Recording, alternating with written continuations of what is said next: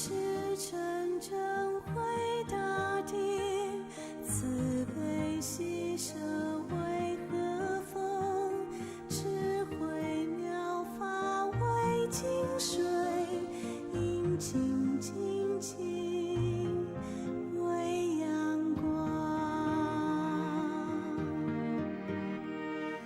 增长一切诸善法，去一切活出无明，坚定道心里宏远，爱洒长生尽心灵，悲智愿行播善庄，耕耘灌溉菩提林，人间菩萨一念心，逾越净土在人间，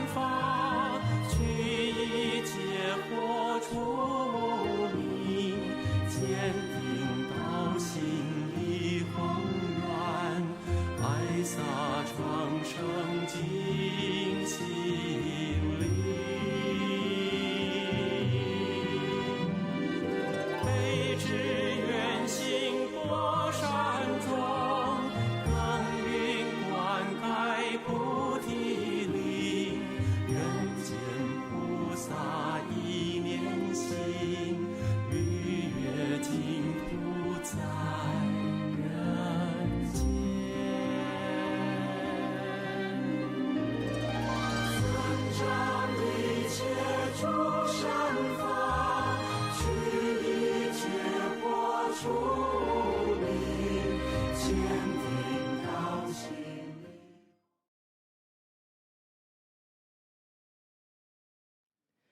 Good afternoon, everyone, and welcome to Tzu Chi's Global Symposium for Common Goodness, hosted here at the Tzu Chi Culture and Communication Foundation in Taipei. I am your MC for today, and I'm deeply honored to be part of this convergence of Eastern wisdom and Western scientific thought as we explore the vital emergence of a civilization of goodness. Humanity is currently facing unprecedented challenges, from climate change and social inequality to cultural fragmentation. Today, we seek to reimagine our civilizational paradigms and integrate altruism, harmony, and sustainability as foundational principles for human development. This global conversation is a collaboration between the Buddhist Tzu Chi Charity Foundation, the Tang Prize Foundation, and the Japanese Association of the Club of Rome, bringing together the humanitarian practice, scientific excellence, and global systems thinking. We are also pleased to have the assistance of CNews for news coverage. Many thanks to their leadership and crew who are stationed over there. We begin our ceremony with 3 distinguished leaders who represent the spirit of the symposium, prefacing our call to action for creating practical pathways for a more compassionate, equitable, and sustainable future for all humanity. First, please welcome Mr. Eric Yao, head of the Tzu Chi Culture and Communication Foundation.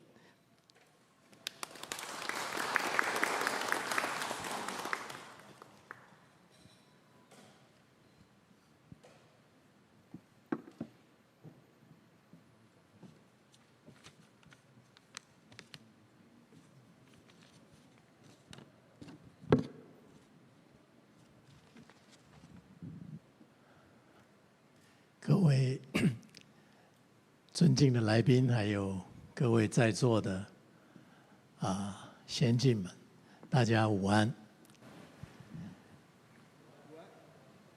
请容我代表慈济人文志业在这里跟各位表达非常大的尊敬跟欢迎的意思。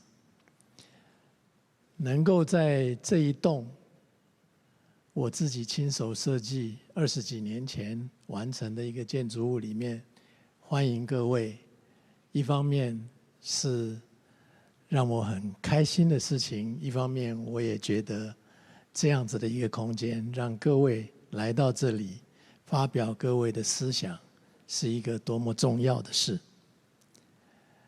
那么今天我想各位来到这里，我们要谈的问题基本上是一个主题，就是我们人类在地球上到底要往哪里去。那么要往哪里去，其实大家都知道，不是一个简单的答案。但是无论如何，我们看起来大概就是2条路的选择。一条就是继续我们从几百年前开始，人类养成了一个什么事情都过度的习惯，什么事情都做超过，成长也要每一年都成长，利润也要每一年都提高，这样子的一个基本思想，让我们地球走到今天。另外一条路就是让我们开始反省，也许我们应该不要继续往下走。慈济过去60年来一直相信善良这件事情，恐怕是我们地球上真正应该选择的路。而且慈济没有把善良这样子的一个字当成是一个口号，而是当成行动。所以无论是在灾区还是在战争到达的地方，我们都尽可能的到达。疾病也是一样，我们尽可能的伸出援手。但是我们今天的人类还有一个课题，也许是我们大家可以共同面对的。今天由于我们有许多动物需要在畜牧的产业底下，因为人要吃肉，所以我们的地球碳排放、土地、水资源、空气都受到污染。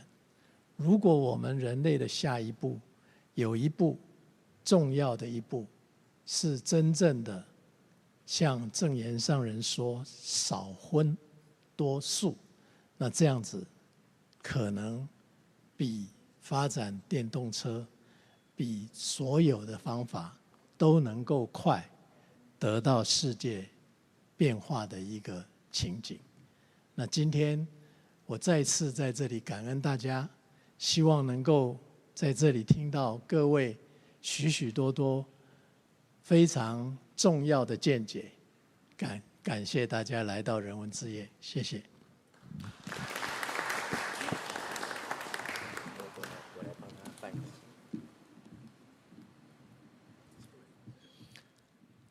Thank you, CEO Yao. Our brother CEO Yao is a very, very crucial leader in the communication mission. You see the building actually is designed by him. He's a very great architect. So he's also the head of the Dai TV station. And he mentioned about this event is so important.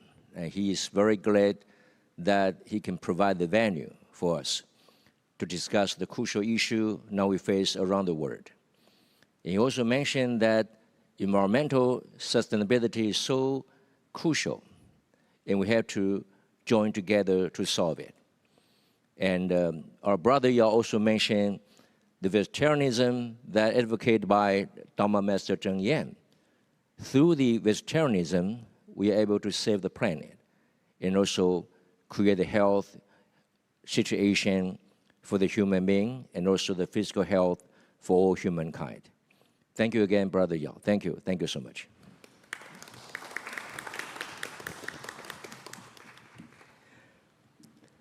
Next, please welcome Professor Zhenchuan Chen, CEO of the Tang Prize Foundation, who will later serve as the moderator for our first session. Please give him a round of applause.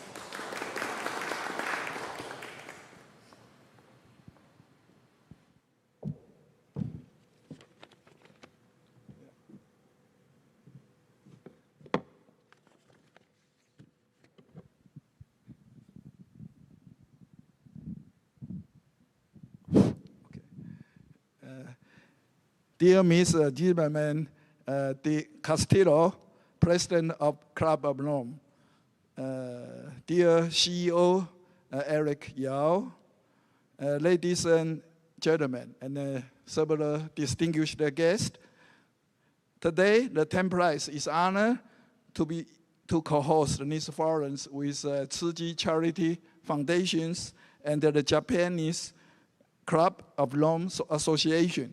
We are honored to have President Zimmerman de Castillo and the two executive committee members, Professor Yoshitsugu Hayashi and Yi-Hen Chen, two executive members from the Club of Rome.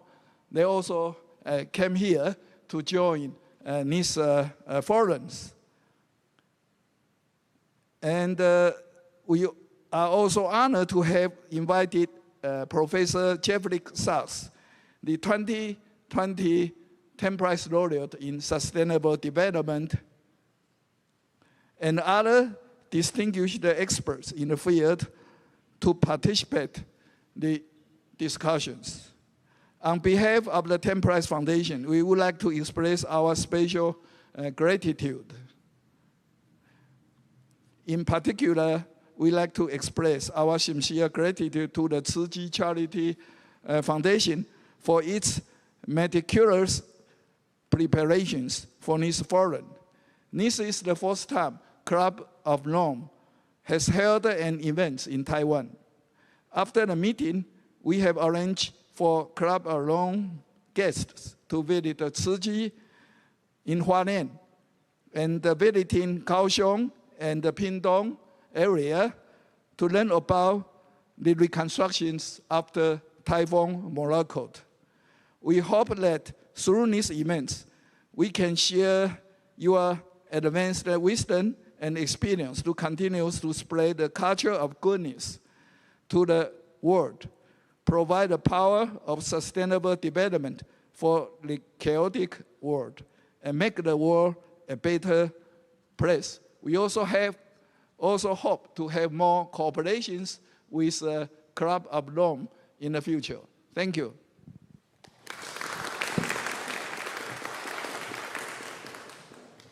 Thank you, Professor Chen. Our final opening speaker is a key figure from our co-organizers, advocating for a humanistic evolution to address our civilizational crisis. Please welcome Ms. Silvia Zilverman del Castillo, co-president of the Club of Rome.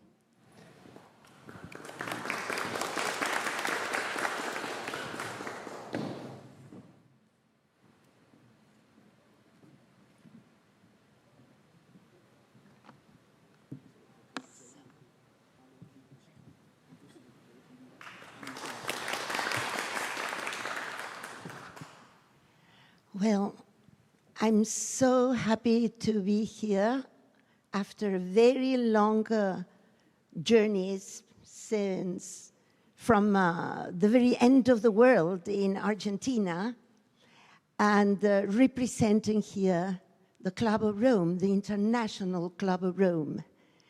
And I think it is enlightening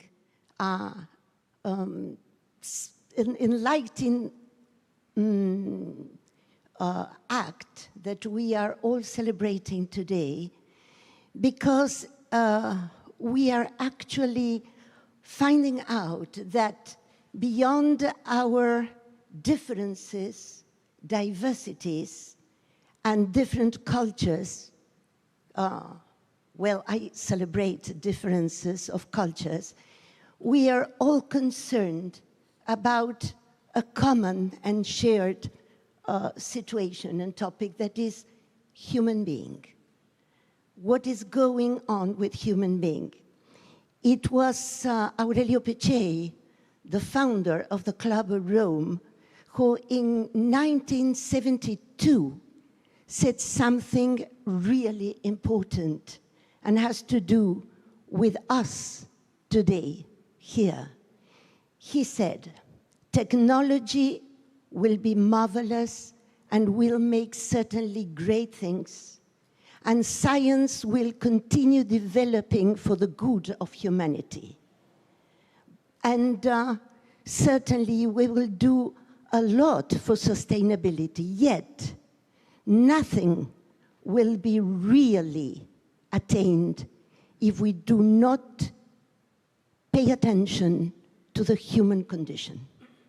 And that there would come a time, a minute, in which we will be aware of the fact that we have to think and rethink again on our human condition. What does it mean to be human being?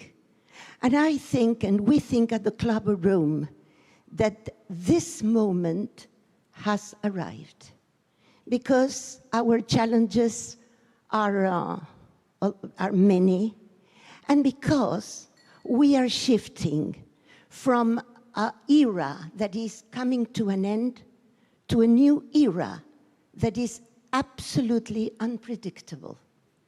We are having challenges with artificial intelligence, incredible technologies, science doing really miracles, yet we are lacking something.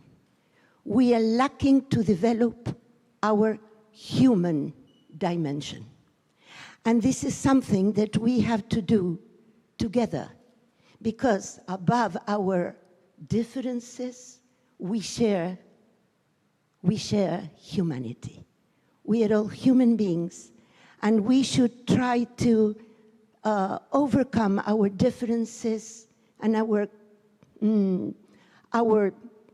very, very hard situations of conflicts, so as to make a better world possible. We are the key factor of this new humanism that we are addressing today. We are the key factors, either of our collapse, and with our collapse, the planet's collapse, or the key factor of a rebirth, a renaissance. It all depends on us, East and West, because we are all human beings. So thank you very much. And really, it's a happiness, a joy to be here with you in Taiwan. Thank you.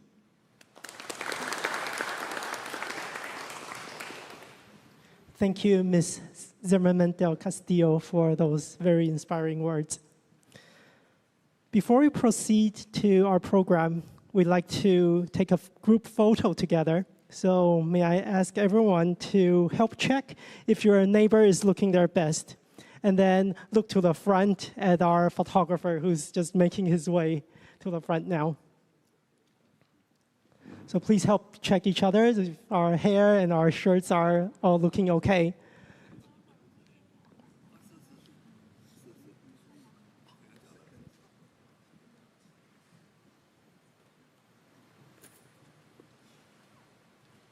So we will take the photo on a count of 3. 1, 2, 3, smile. Let's try that one more time. 1, 2, 3, smile.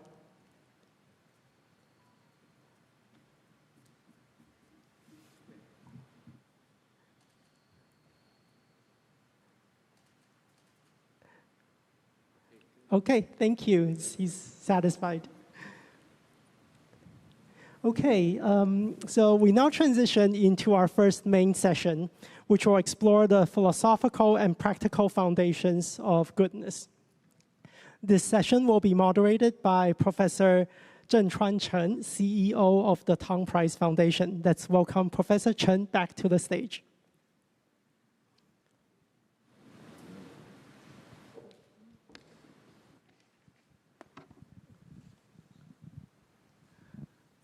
Distinguished guests, we will start the first session in the forum now. We are honored to have 2 keynote speakers in the session. First, we are honored to invite Professor Jeffrey Sachs to deliver the plenary lecture. Professor Sachs has long been a leading advocate and a practitioner of sustainable development. He is also a compassionate scholar who speaks out for world peace and the poor and the vulnerable community around the world. Our second speaker is Professor He Ri-sen, who also serves as the Deputy CEO of the Tzu Chi Foundation. Professor He has extensive experience in disaster and humanitarian work on the front lines.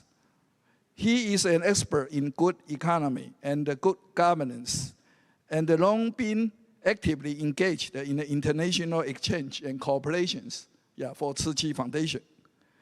We are also joined by 2 distinguished panelists. Ambassador Jian Youxin, he is the chairman of the Taiwan Institute for Sustainable Energy, who has been one of the most devoted pioneers in promoting sustainability in Taiwan and internationally, especially among schools and enterprise in Taiwan. Yeah, let's welcome Jian Youxin, Ambassador Jian Youxin. Yeah. And also Professor Zhou Guitian, Director of Risk Society and Policy Research Center at the National Taiwan University. A prominent professor recognized internationally for his research on climate change and public policy. Okay, please join me to welcome all of them. Now, let's welcome Professor Jeffrey Sachs for his lecture. Yeah, please. Hello, I'm Jeffrey Sachs, university professor at Columbia University and president of the United Nations Sustainable Development.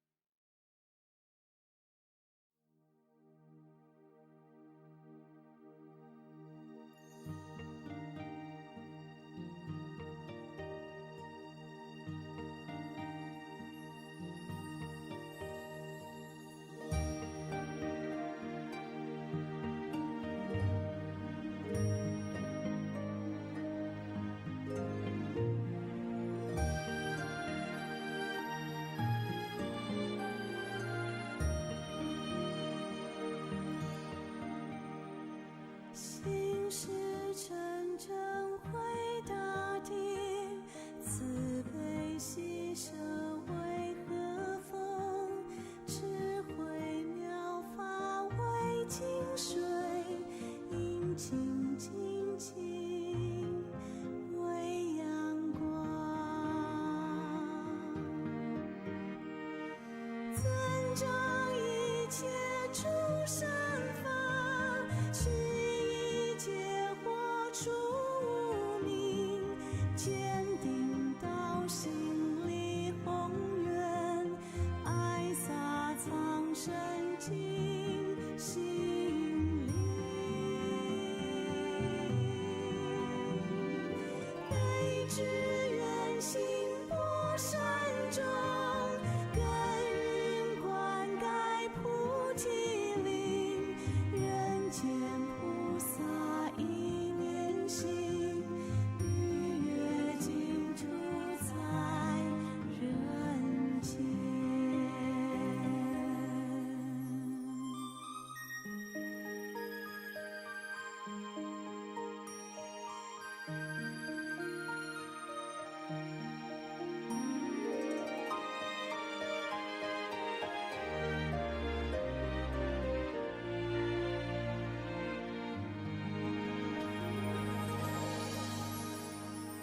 心事常常为大地，慈悲喜舍为和风，智慧妙法为净水，殷勤精进为阳光，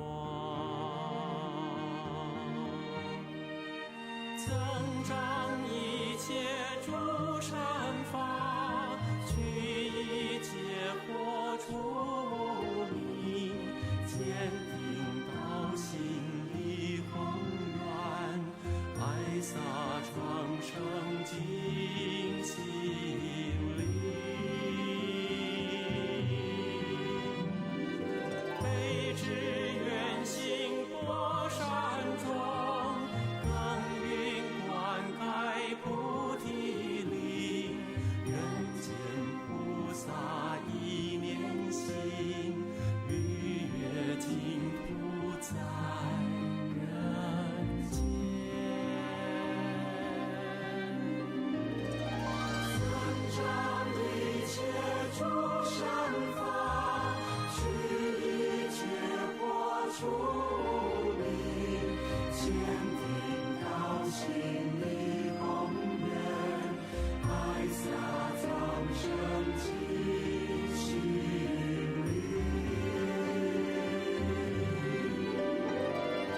悲之远行波山中，耕耘灌溉菩提林，人间菩萨一念心，日月净土在人间。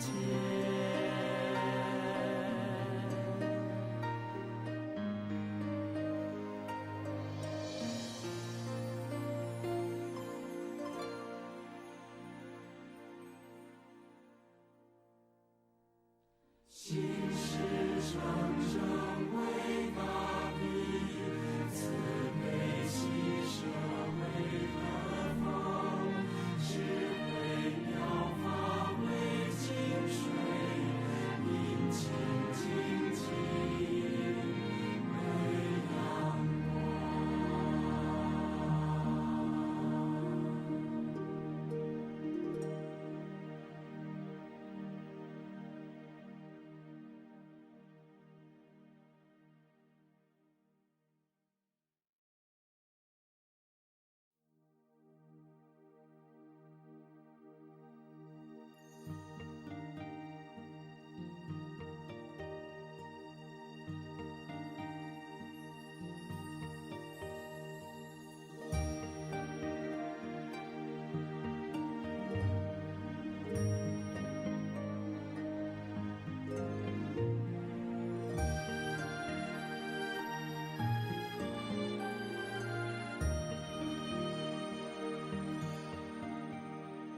心事真正回大地，慈悲喜舍为和风，智慧妙法为净水，殷勤精进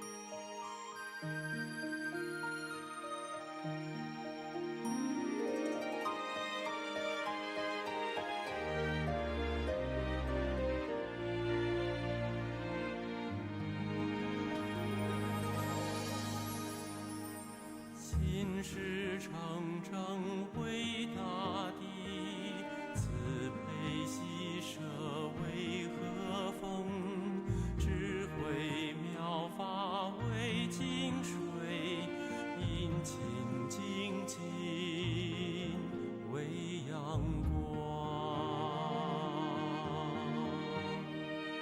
增长一切诸善法，去一切惑出无明，坚定道心力宏远，爱洒长生尽心灵。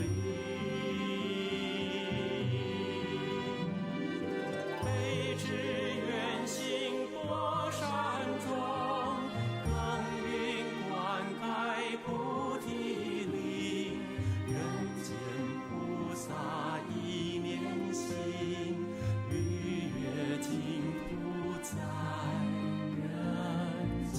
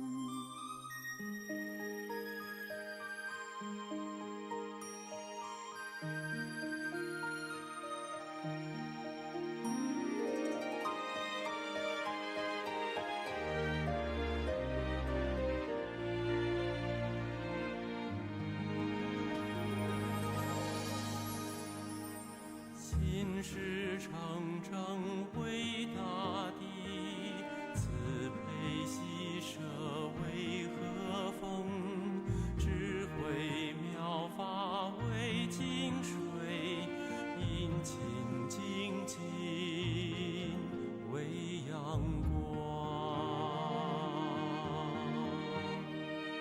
增长一切诸善法，去一切惑出无明，坚定道心力宏远，爱洒长生尽心灵。悲之远行过山中，耕耘灌溉菩提林，人间菩萨一念心，逾越净土在人间。增长一切诸善法，去一切惑出无明，坚定道心力宏远，爱洒众生尽心灵。悲之远行过山中，耕耘灌溉菩提林，人间菩萨一念心，逾越净土在人间。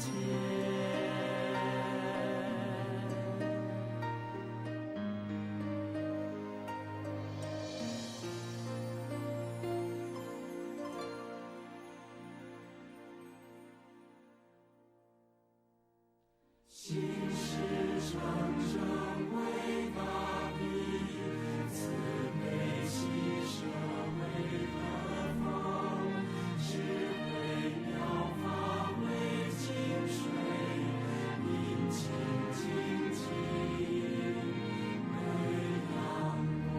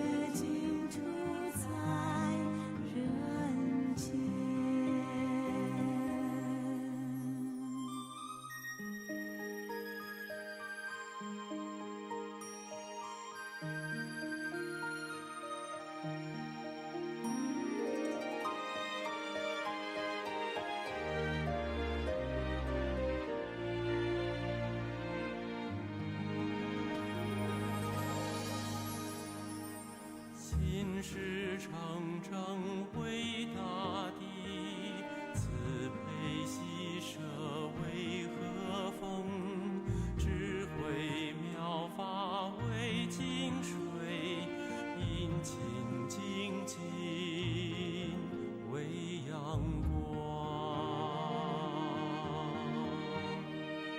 增长一切诸善法，去一切惑出无明，坚定道心力宏远，爱洒长生尽心灵。悲之远行过山中，耕耘灌溉菩提林，人间菩萨一念心，逾越净土在人间。增长一切诸善法，去一切惑出无明，坚定道心力宏远，爱洒苍生尽心灵。悲之远行过山中，耕耘灌溉菩提林，人间菩萨一念心，逾越净土在人间。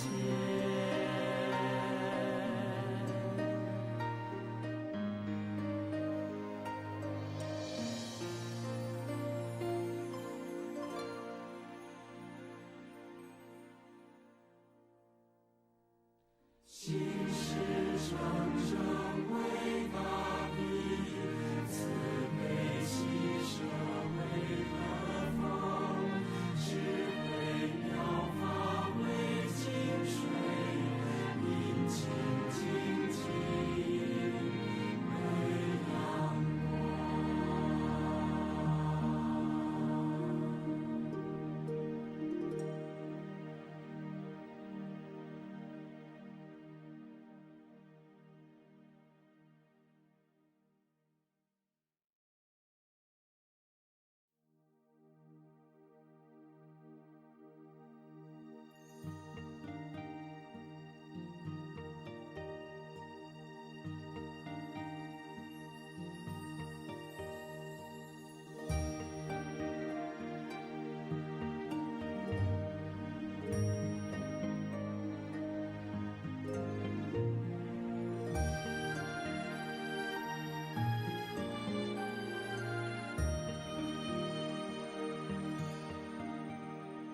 心是真正回大地，慈悲喜舍为和风，智慧妙法为净水，殷勤精进为阳光，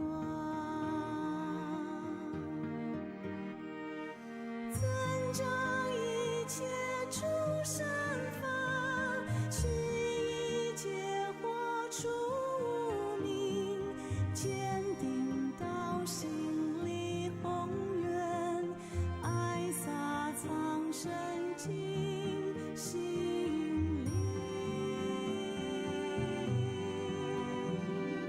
悲之远行过山中，耕耘灌溉菩提林，人间菩萨一念心，逾越净土在人间。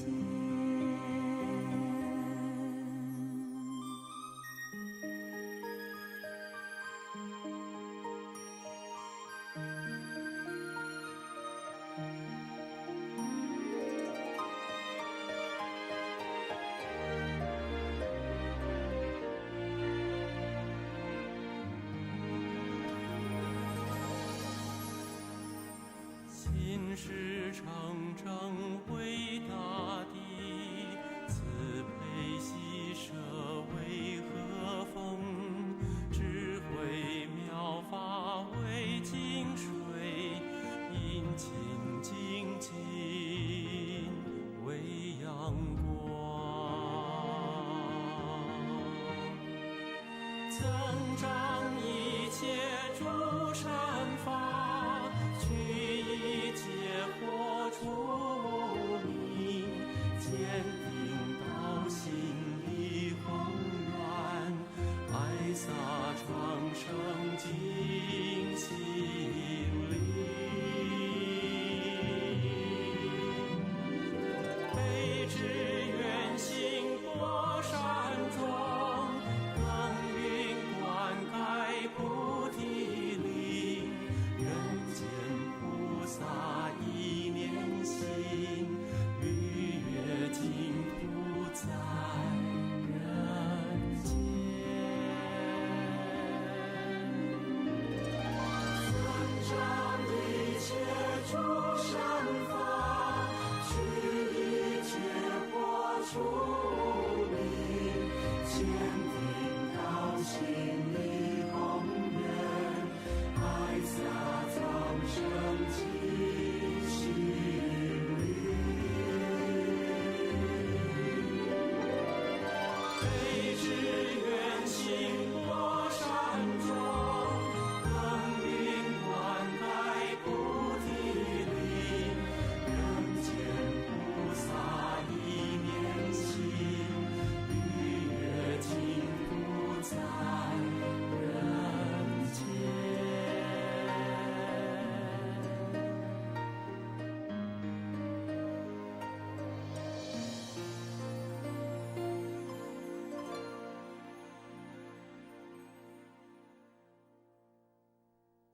心事成正为大地，慈悲喜舍为和风，智慧妙法为净水，殷勤精进为阳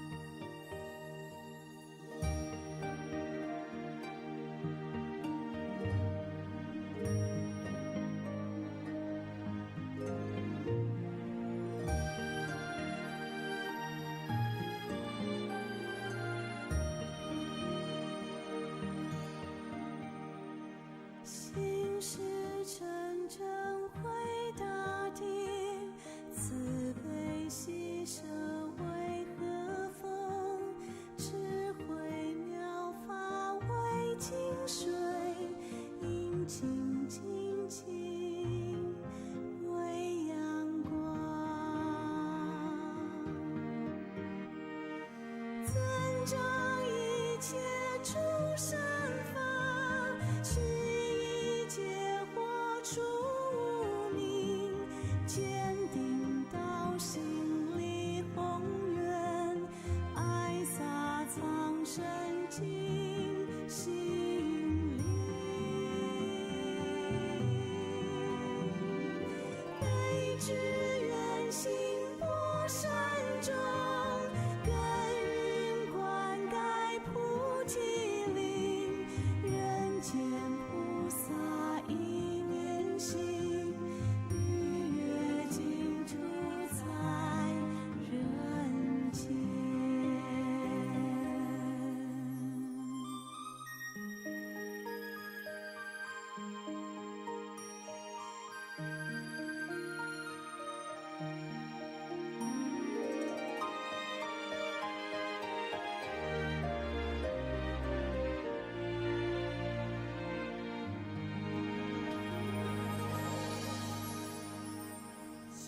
是成正为大地，慈悲喜舍为和风，智慧妙法为净水，殷勤精进为阳光，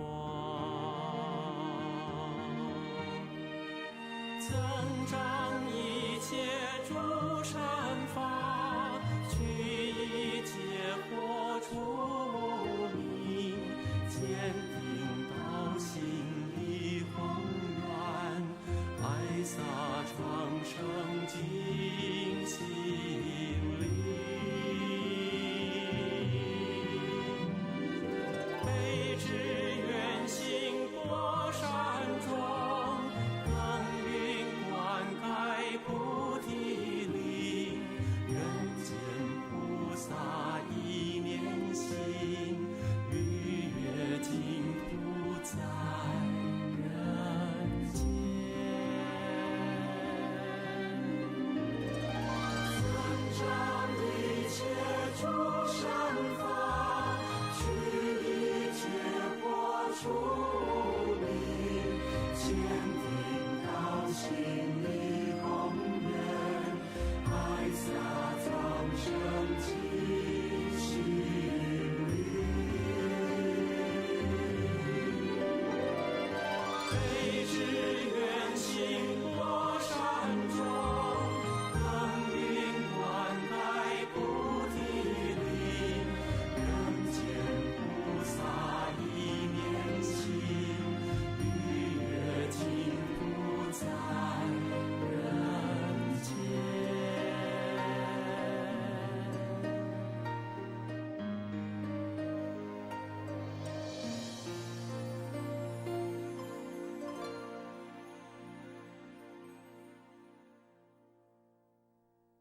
心是成正为大地，慈悲喜舍为和风，智慧妙法为净水，殷勤精进为阳光。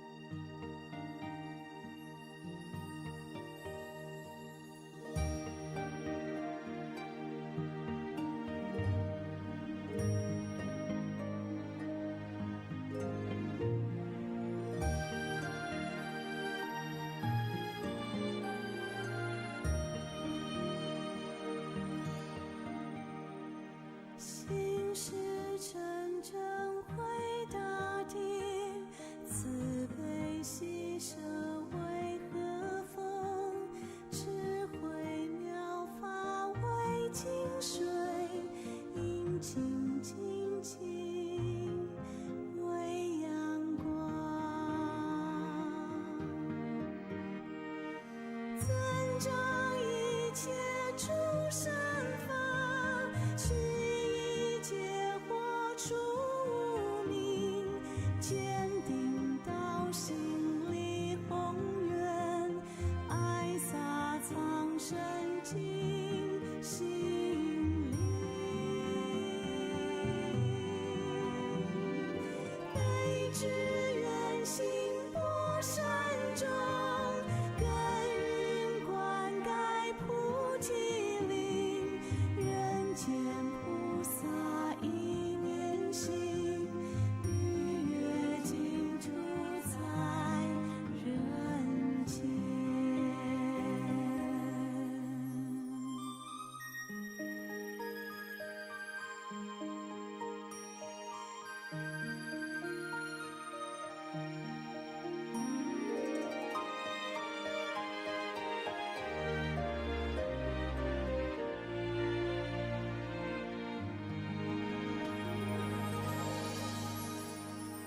心是常常回。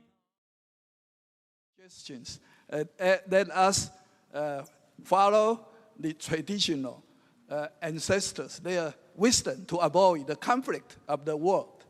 Next, let's welcome He Rizhen, CEO, to talk about altruism and the civilization of goodness. Yeah, please.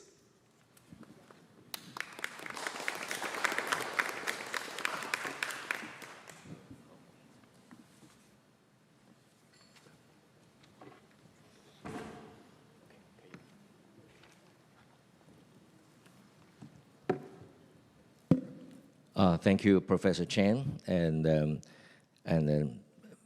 dear Mr. Chairman Sylvia Zimmerman del Castillo, and Professor Hayashi Yoshitsugu, and also welcome Ambassador Jian Youxing, and all the distinguished guests and speakers and friends.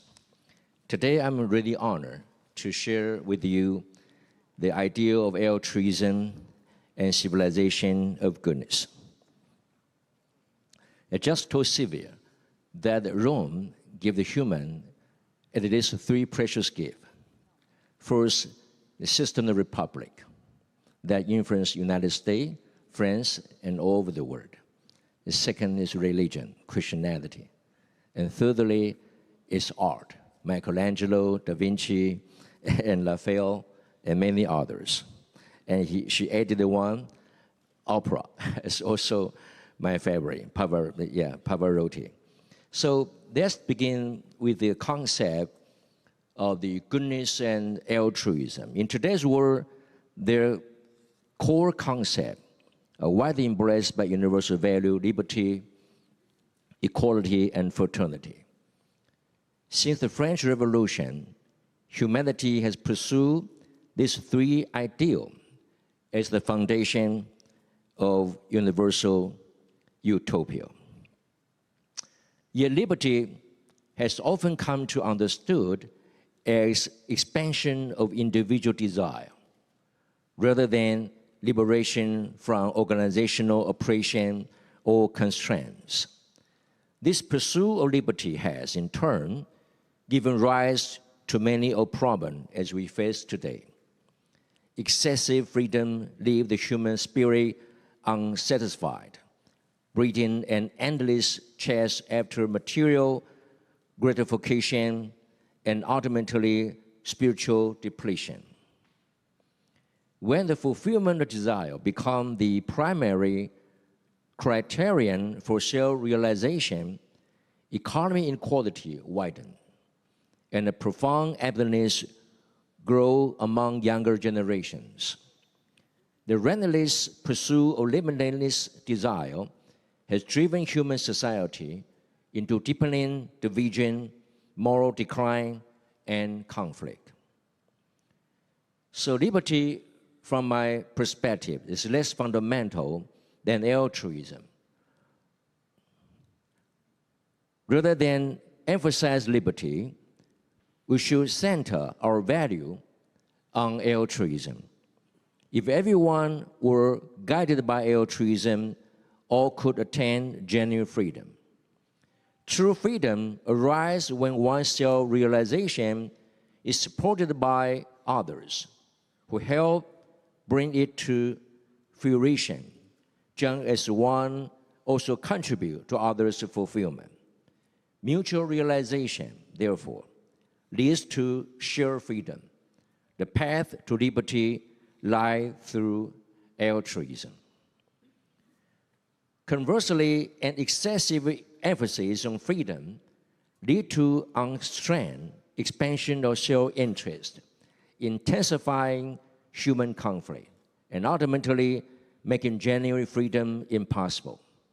Hence, the true road to liberty is altruism. In discussion universal value today, it's more meaningful to highlight altruism rather than liberty. Second, equality is less fundamental than harmony. As another universal value, equality emphasizes that all people should be respected, enjoy equal right, which is correct. Its foundation lies in self-regarding basic human right, living condition, and opportunity for self-development. Although noble in intention, the concept of equality has been distorted in modern society. Resentment toward the wealthy has spread.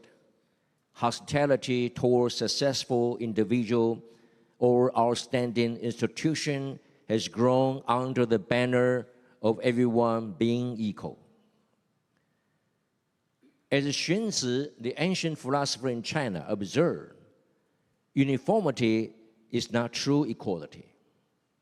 Human beings are born unequal, not in moral worth, but in ability, circumstances, and other contingent factors. People differ greatly in life condition, experiences, and self-realization. Overemphasis on equality can therefore deepen antagonism between individuals and institutions. True equality should not mean total sameness, but harmony. Harmony is built upon respecting the differences among people, their living condition, and other opportunity, while creating space for coexistence, seeking common ground while preserving differences. Compared with equality, harmony better promotes social coexistence and balance. Thus, replacing equality with harmony is more conducive to global stability and shared prosperity. Thirdly, I believe fraternity is less fundamental than the common good. Western thought, fraternity arises from sincere faith in God. Through divine love, humankind learn to love one another. Therefore, fraternity is an expression and extension of that love for God. By contrast, in Eastern Buddhism, innate Buddha nature embodied compassion and love from within. In Confucianism, the heart of empathy exists in all human beings. Humanity's capacity for love, therefore, does not depend on God. Fraternity, as conceived in monotheistic terms, is rooted in religious faith, whereas common goodness respects diverse cultural belief and value. It promotes coexistence through mutual respect, understanding, and integration among different value systems. Therefore, instead of pursuing fraternity, humankind should strive for the common goodness. And what is goodness can be realized. Altruism is the motivation, harmony as its method, and common goodness is its ultimate aim. In terms of Chinese etymology, goodness, 善, consists of the character of one person, 1 month, and 1 ship, which means everyone have a mouthful ship. Have a mouthful ship, everyone share. Co-own, that's called goodness, 善. So each one has one battleship, share, common is the definition of goodness in Chinese civilization. It suggests that when everyone shares, there is goodness. It conveys meanings of sharing, commodity, and collective prosperity. In Chinese culture, goodness carries the implication of altruism. In contrast, the Western view holds the ultimate truth itself is good. Socrates stated that living in truth is the highest good. Plato emphasized the pursuit of the high truth is like ascending the loftiest mountain. The Greek phrase "samembonon" refers to the highest good, meaning the supreme good of ultimate truth. So goodness is ultimate truth from Plato. Kant later introduced the concept of goodwill, arguing that as long as the will is good, even if it cannot be fully realized in practice, the intention remains the purest form of virtue. This demonstrates how Western thought measures goodness against the highest truth, or even the supreme deity, using this standard to judge all life and thought. Whatever aligns with this standard is considered truth. Whatever does not is regarded as non-truth or even evil. There was a Greek fable aptly illustrates this mindset. It told a pirate forced the captive onto a torture device. If the head's too long, it's cut off. The leg's too long, they are chopped away. The fable told us, when the world is measured by a single standard, anything that does not confirm becomes labeled as evil or falsehood. By contrast, Eastern philosophy, goodness is not ultimate truth itself. As Confucius said, even with the ultimate Tao, Tao is truth. If it is not cultivated, one cannot know its goodness. In other words, even if the ultimate truth exists, without practice, we cannot know whether it is good.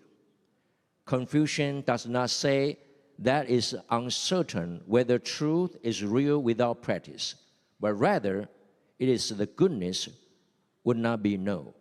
So truth must comply with the goodness, and goodness means benefit all human and all beings.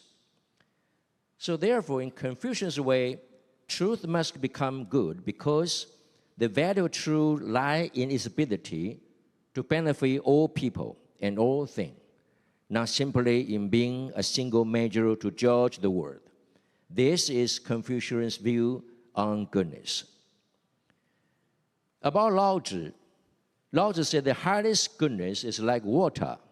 Water benefits all things without contention and dwell in places that are distant. Thus, is close to the Tao. Tao is truth. The true highest goodness benefits all beings, yet does not fight or cling. Even flow into the darkest, most reviled place, gently transforming them. Thus, goodness first means closeness to all beings and serving as the basis for helping and nurturing. This is Tao, and it is the central spirit of Chinese culture. Buddhism further deepened the understanding of goodness with the teaching of great compassion for all, identifying with all beings, even for those wholly unrelated to ourselves. One should hold empathy and compassion to them. The Buddhist virtue of loving kindness, compassion, sympathetic joy, and equanimity are fundamentally oriented toward altruism, benefit all people and all things, finally achieving unity with all beings. Just as Zhuangzi said, heaven, earth, and all things are one with me. Zhuangzi was an ancient philosopher and poet in Taoism.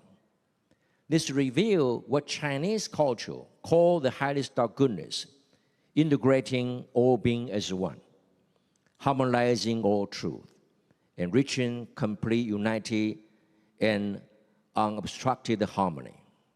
Such is Chinese philosophy's development and interpretation for the highest concept of goodness. So the first meaning of goodness is altruism. For our perspective, the essence of altruism lies in altruism does not mean benefit oneself. The purpose is not benefit yourself, but altruism should no harm to oneself. And eventually, altruism will eventually benefit oneself. Not for yourself, no harm to yourself, eventually benefit yourself. So altruism is not an act of exchange. It's not trade.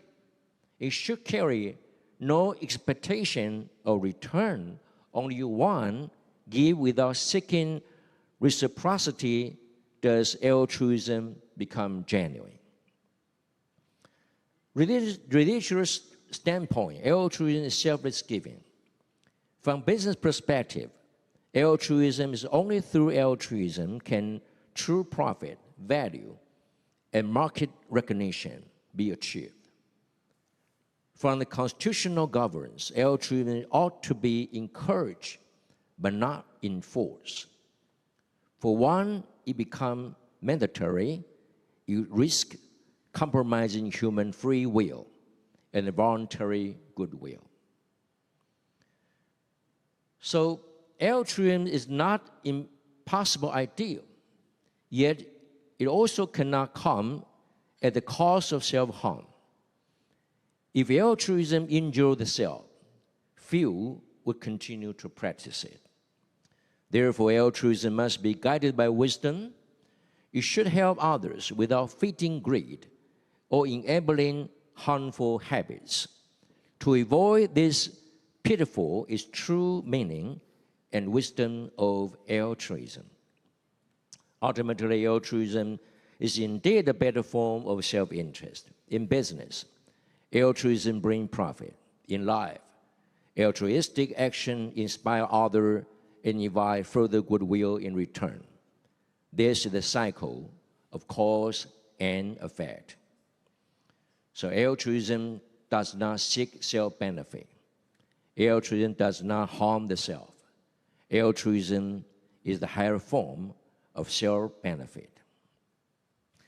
The second meaning of goodness is harmony. Another dimension of goodness is harmony. As previously discussed, the transcendental sun, goodness, consists of one person, one mouth, and one ship, symbolizing that when all share together, goodness arises. In other words, goodness signifies a world of harmony, shared prosperity, and mutual existence. Harmony has always been among the most important spiritual ideal of Chinese culture. The Book of Change, saying, the great person unite his virtue with the heaven and earth, his clarity with the sun and the moon, his order with the four seasons, and his auspiciousness and misfortune with spirit and divinities. How then could heaven oppose him, let alone humankind?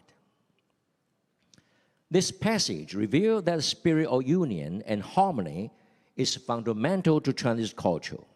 All things in heaven and earth exist in a relationship of connection and balance. When humans act in accordance with this, they become attuned to the unity of the universe.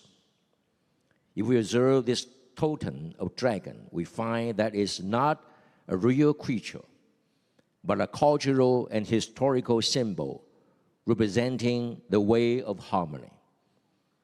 As I observed in the Niuheliang archaeological site in the northeast of China, Liaoning province, one finds the earth dragon token, mystical figure with the snake body and deer horn, that reflect the emergence of ancient tribe. One taking the dragon as his token, another is the deer. So look at the dragon that's combined with the tribe of deer, snake, bird, so it can fly, with the animal with the jaw, so the dragon had jaw. It gains scale because they merge with the fish tribe, from the bird tribe, wing. So from the predatory clan, so you got claws. The dragon becomes a symbol of harmony through integration among diverse people. So the dragon represents the Chinese culture, become a cultural emblem of the ancient Chinese nation, a spiritual belief representing the constant cycle of conflict and reconciliation among tribes. It symbolized the idea that despite cultural differences, divergent interests, all groups ultimately unite into one harmonious body. When the Chinese speak of harmony, they first refer to 中和, we call middle harmony or balanced harmony. When Emperor Yao transmitted his mind teaching to Emperor Sun in the ancient China, he said, the way central mind is subtle. The human mind is precarious. Be pure and unified. Hold firmly to the center, to the middle harmony. This means the way is subtle and formless, while the human heart is unstable and capricious. Only by remaining focused and pure can one grab the true middle way. True extreme interest, you find the middle way. True extreme ideology, you find the way to consolidate them. That's the middle harmony. To find unity between opposing views, to discover reciprocity within competing interests, this is the wisdom of middle harmony or balanced harmony. The Book of Chants further declares balanced harmony leads to preserving harmony, and preserving harmony culminate in supreme harmony. What is the central harmony? When every person finds their proper place, benefit, and destiny, so that society remains stable. When a leader or ruler enables all people under heaven to coexist in true unity and share prosperity, attaining enduring peace and collective flourishing through generation, is called supreme harmony. So the central harmony, preserving harmony, and supreme harmony. So the ancient Chinese Forbidden City had the three whole: central harmony whole, preserving harmony whole, and whole of supreme harmony.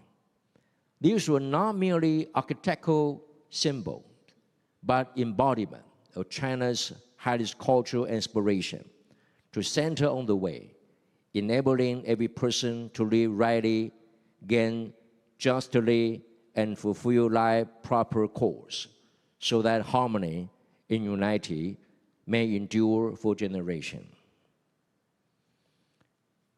So the second core meaning of goodness, it is harmony.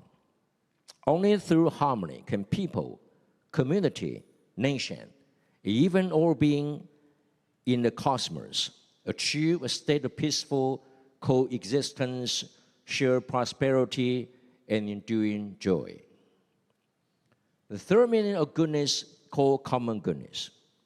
One of the greatest sources of conflict in the contemporary world arises from divergent faith and value system, each claiming to represent the supreme and absolute truth that all humanity must follow. This belief is not confined to religion alone, but also permeates secular life. Christianity, Islam, and Buddhism, though vast different, each often regard their doctrine as the most virtuous and universal path, hoping that all people might accept and practice the same faith. Judaism, Christianity, and Islam all trace their origin to the God worshipped by Abraham. Yet different interpretation of monotheism has led to mutual conflict and war, struggle that have persisted over 2 millennia. Such religious division remain among the most enduring global tensions. In contrast, Buddhism tends to be more inclusive by nature. It's not a monolithic faith, but one that emphasizes the potential for enlightenment within every person.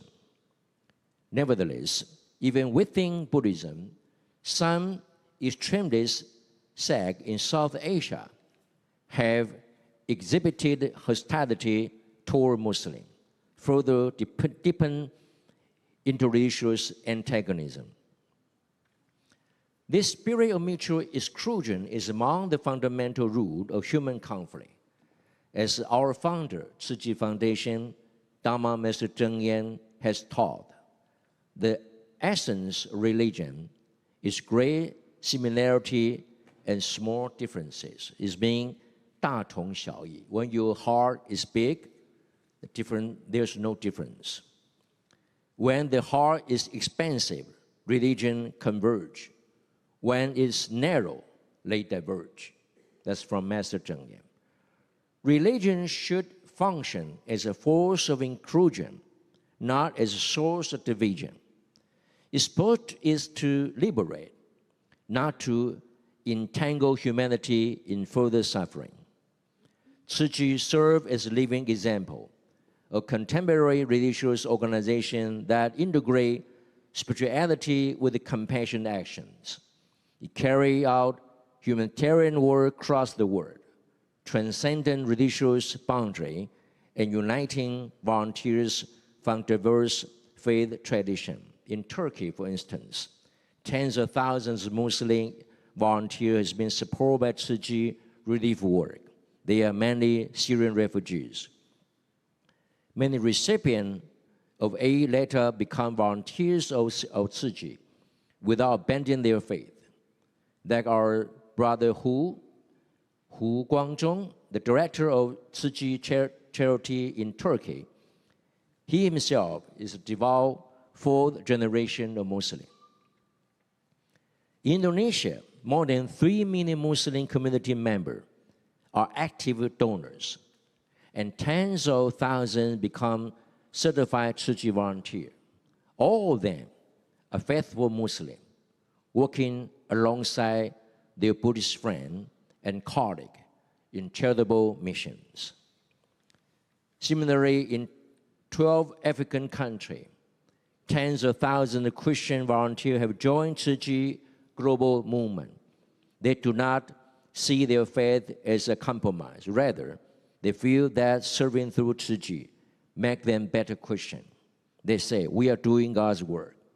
Through Tzu Chi, we're even closer to our God. It's from quote, South African's volunteer. This illustrates how religion can become a force of connection, inclusion, and love, rather than conflict, separation, or hostility. So instead of debating theological correctness, questions like, does God exist? The reincarnation real? Who is the true petitioner of Joshua, of Jehovah? Or is Jesus a Messiah? Religious community would do better to unite in universal spirit of love and compassion found within all faith, working together to alleviate human suffering. So forget the theological correctness. Put that in the virtual actions. Tzu Chi's success is building a global volunteer that harmonizes people from diverse religious backgrounds, stand as a model of how great love in action can dissolve deep division.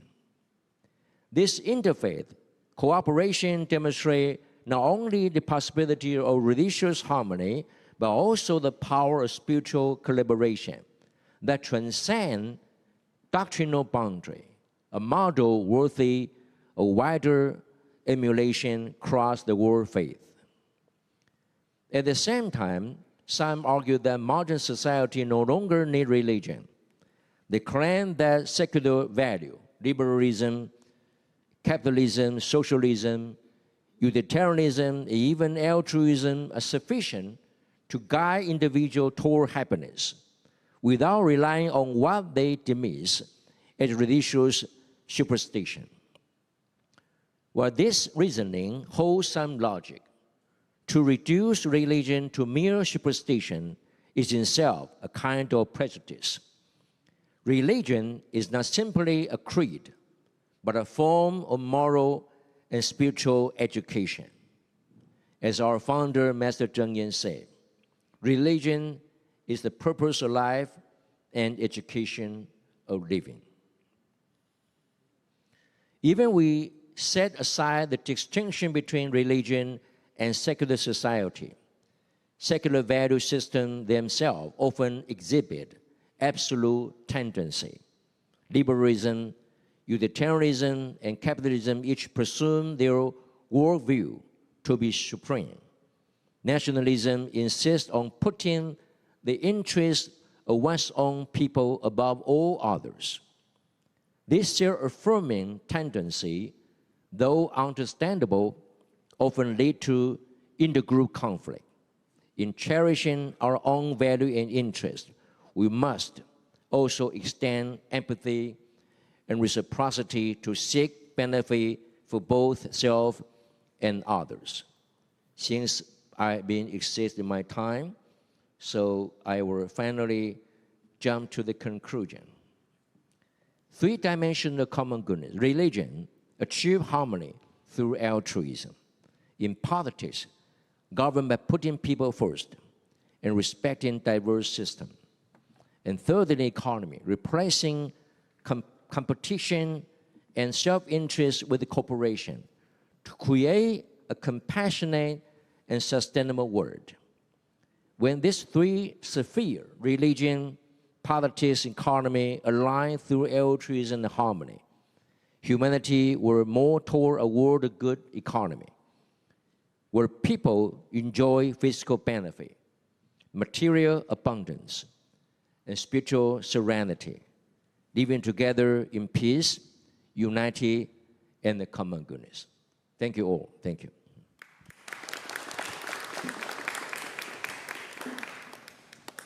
Thank you, Professor He, for that compelling look at altruism and the civilization of goodness.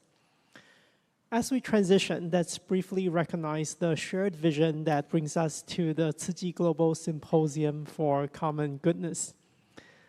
The world needs a new path forward, one that moves beyond crisis and towards shared prosperity. This is a vital global dialogue founded on the principle that we must integrate altruism, harmony, and sustainability to forge a new humanism.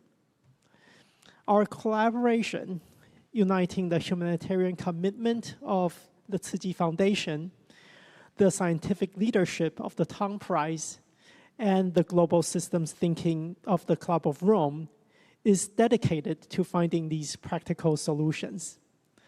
It's now time for our first panel discussion and Q&A.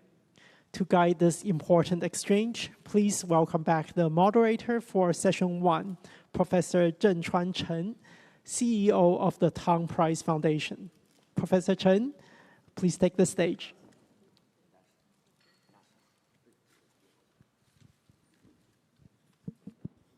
Let's welcome the speakers from the first session as well as the discussants.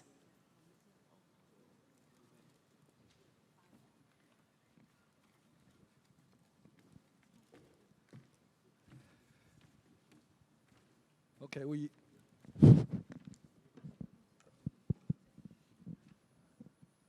we almost run out of time, but the organizing committee kindly give me another 20 minutes, and then I will give our panelists a discussion, 5 minutes for each. Yeah, please, 简大使吗？先开始还是周教授？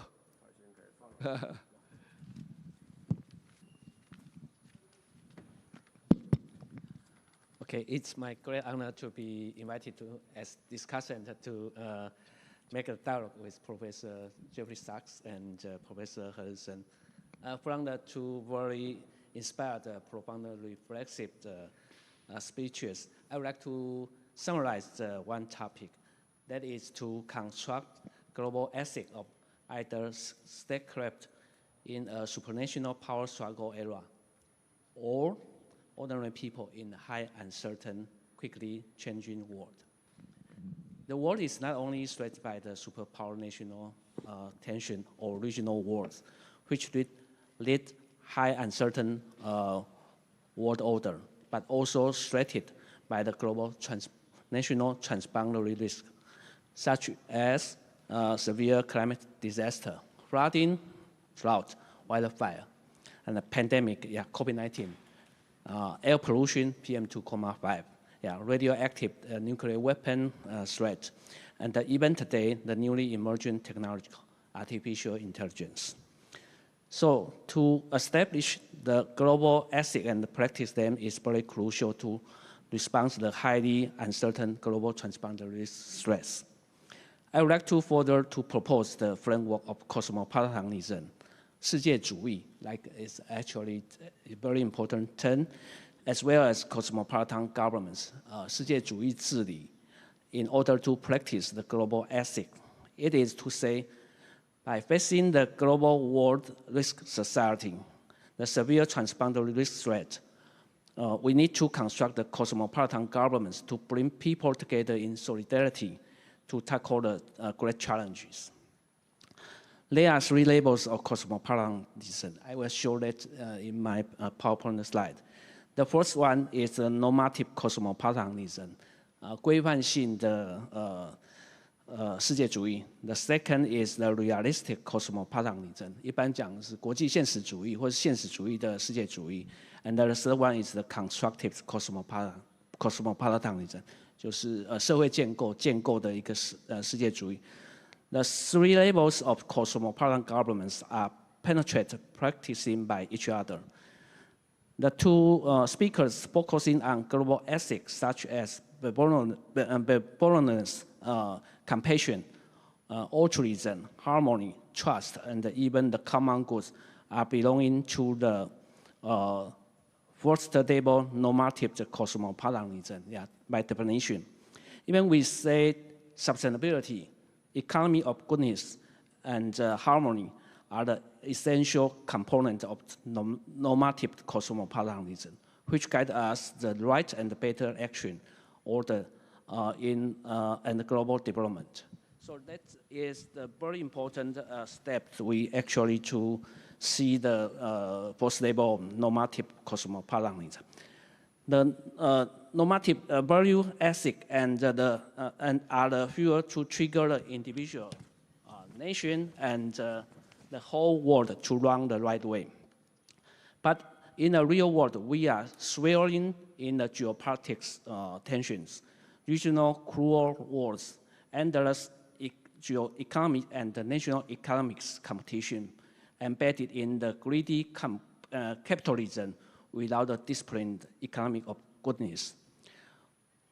We are also in panic, suffer under severe climate emergency in these days, experiencing the disaster but hard to transit the fossil fuel exploited economy to green sustainable way. This is bad dimension of the realistic cosmopolitanism. So we have to change, guide, and transit the bad way, bad dimension, realistic cosmopolitanism, good way. Therefore, the third one, the constructive cosmopolitanism, is becoming fundamental. The social reality can be constructed by us. The world order can be constructed by us. Even the global nuclear war crisis can be turning the way by us. The climate disaster risks can be tackled by speeding up transiting the fossil fuel economy to net zero emission economy, to the sustainable economy.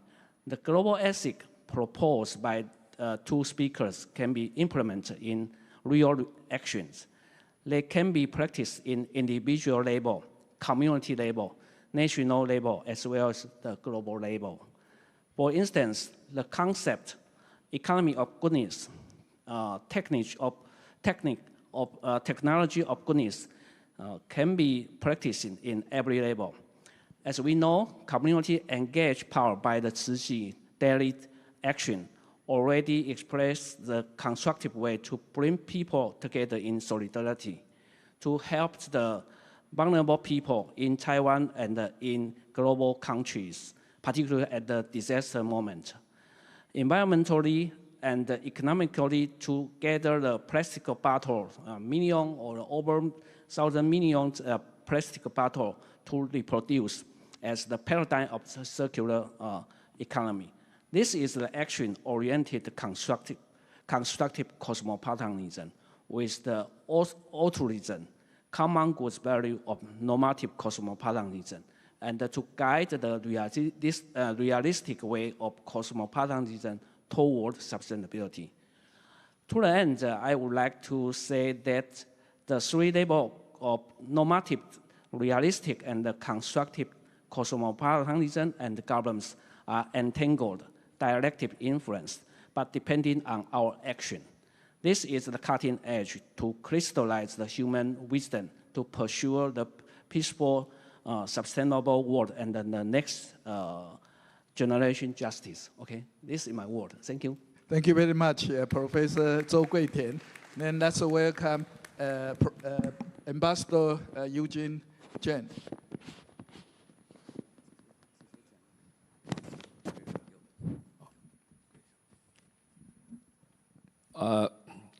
Chairman Chen, and Professor Ho, and Professor Zhou.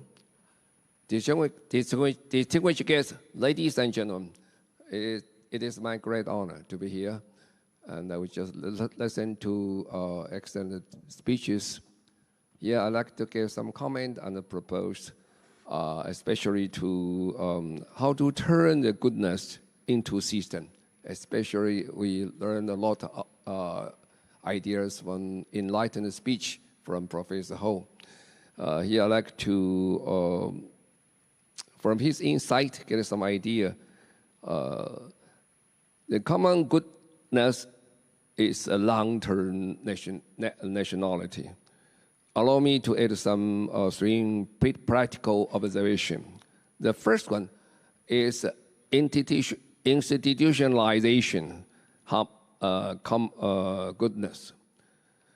Volunteer networks and interface cooperation, SOPs, and audit-turn act of the goodwill from the random events into a predictable service chance. Second one, measuring goodness through the triple-layer indicators, human, environmental, and social, tracking social outcomes, health gains, emission reduction, circularity, community cohesion, and participation renewal, thereby building social trust.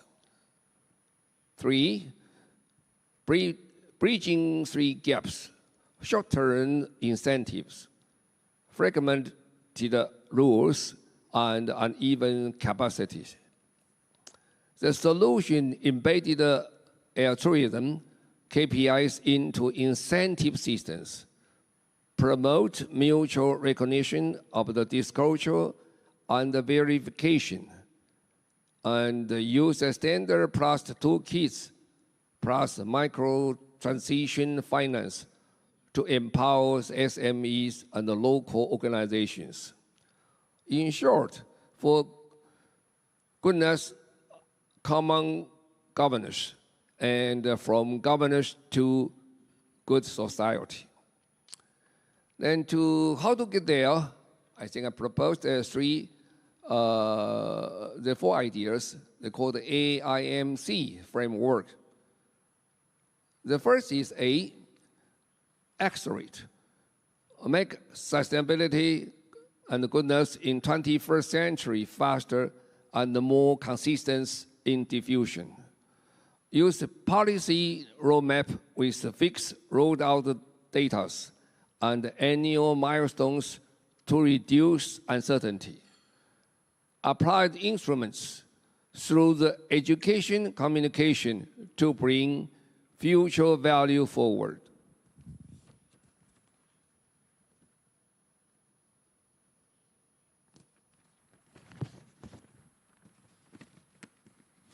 Then AIMC, then came to I, institutionalized, using SDGs, building on MDGs, and from CSR to ESG, from advocacy to regulation. Through international government and government business collaboration, integration transition plans, supply rating, human rights, and data governance into long-term goals, and the public budget and international assistance finance also offered. The M stands for the methods and the KPIs. Establish the clear methodologies and indicators. Apply the maturity, annual reviews, third-party insurance, and open data to avoid the wrongdoings. Mainstream sustainability and goodness into daily operation and gradually codified into law. C stands for culture. Transform ethics into shared culture step by step. Integrate virtual ethics, sustainability into curricula and job training. Encourage monthly community engagement and quarterly system improvement, making doing good a habit. In conclusion, I'd like to say, turning goodness into institution, institution into collaboration, and the collaboration into culture. When the ethics are embedded in governance and budgeting, when the altruism is supported by metrics and tools, we can honor our promise to future generations, living within the boundaries of our planet. Thank you. Thank you very much, Ambassador Jen. He is an engineer, leaders, just like me. Yeah? And we always propose the solutions and the directions to solve the problem. Okay, that's the way he spent almost not only, of course, in the government office, and then spend most of his time to promote sustainability for the society, yeah, here in Taiwan and also other countries. And also, he also proposed even a clear vision and concept about how to promote the global goodness. And we appreciate their comment and suggestions. And I think not only the charity foundation should do this kind of work. You know, that's how Ambassador Jen mentioned. The government also need to work hard and even, you know, to allocate some budget to work on this important field, right? And also the academia should work together. So it's a business, government, academia, and the NGO, yeah, work together. That's the way to make the world better and make this work better. And we have another 8 minutes. So I welcome any comments or questions from the floor. I think the comments are the best, especially we have many important people, yeah, from Club of Rome and many other sections. You'd like to say something? Okay, yeah, please. Dr. Chen. Yeah. Should I stand up or just sit? As you like. Okay. Thank you very much for this interesting topic, and also in relationship to what has happened with Club of Rome in the last 50 years. So we remember after Limits to Growth was published, about 10 years, immediately the founder, Olio Peche, has realized the world cannot be saved with only science. You have to come back to the humanity. So at that time, in the 1981, around that time, he raised that question, or even together with the Japanese leader in the religion, Soka Gakkai leader, and then they proposed to have a kind of humanity revolution.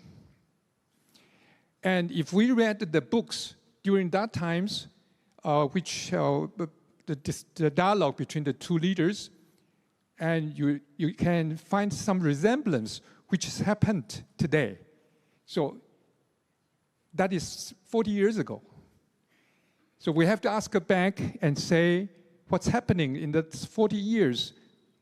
The human beings didn't change much. Tzu Chi is a very interesting organization, also for many of us, also for the international organizations.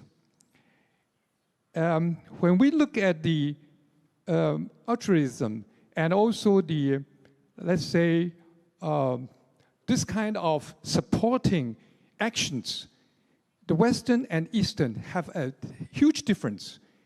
The Western will just give money and let people go through the religion or the organizations, NGOs, and do the things. And the Eastern part, like Tzu Chi, is a corporation. It is coming out from itself, and the organization will work among the fundamentals and go and help people. So I have always the difficulties to find out a way to convince the Eastern people, the Eastern multimillionaires, give a certain amount of money, which Professor Cheng has just mentioned. Give some money and to do something good. Tzu Chi is doing differently, but there are still so many people who are so rich, but still don't spend money to do some good. And in the Western world, yes, there are families, there are also foundations, they give money and do something good. So I'm just questioning, is that anything different in which we have here with the Eastern and Western, and also we have Sylvia here? Can that be combined somehow and do something good for the civilization of goodness together? Thank you. Maybe you can answer these questions. Well, for most Chinese or Eastern entrepreneur, they all feel they don't earn enough. They need more money. It's not because greedy, because they're seeking the achievement. And for the Western entrepreneur, they mainly based on Christianity. You cannot go to the heaven with the money. You have to donate all the money to the society. So that's why Bill Gates donate all his fortune, that the other entrepreneur do the same thing. Where is the fundamental culture for the Western civilization to give in, good to the society? But for the Chinese traditional entrepreneur, they take care of their family, take care of the country home, instead of, deliver the good to the whole society. So that's why I advocate economic goodness. Economy should be based on altruism, based on harmony, and reach the common good, commonwealth. So it's not really against Adam Smith that self-interest eventually generate public interest, which is not. It's never happened in the last, 200 or 300 years. So when I advocate the altruism to the economy, people laugh. This is impossible. People all seeking, self-interest, but more people in the West and East, they recognize the value. They know they have to do something good. But for honestly, in Tzu Chi's entrepreneur, they are all big, tycoon, but they donate money to Tzu Chi, and not only donate money in Indonesia, the cinemas, the top 2 entrepreneur in Indonesia, he inspired 3 million employees and their family regularly donate money to Tzu Chi. And 10,000 of them become a certified Tzu Chi volunteer without changing their Muslim belief. So he said, I can donate 3 million myself easily. But if I can inspire 3 million, donate $1, it makes difference. So I have one sentence to explain Master Cheng's philosophy: to eliminate evil, not to fight with evil, but expand goodness. To eliminate poverty, not to, annihilate rich people, but expand love. So you continue share the story how people doing good to the society. They might follow. Thank you. Okay, thank you for the excellent talk. Yeah, from the floors and distinguished speakers. And I had to announce the end of these sessions. Let's give another applause again for their talk. Thank you. Thank you very much. Yes, so thank you to our moderator, Professor Chen, and to our discussants. Please remain on the stage. We have prepared, let's do the group photo.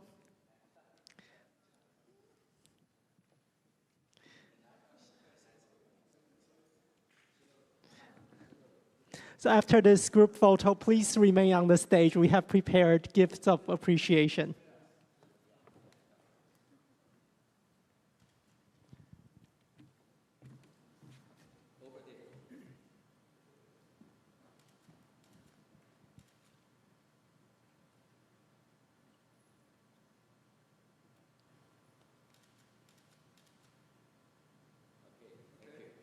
Thank you for great photos. The speakers, the panelists, please remain on stage. We have a gifts of appreciation.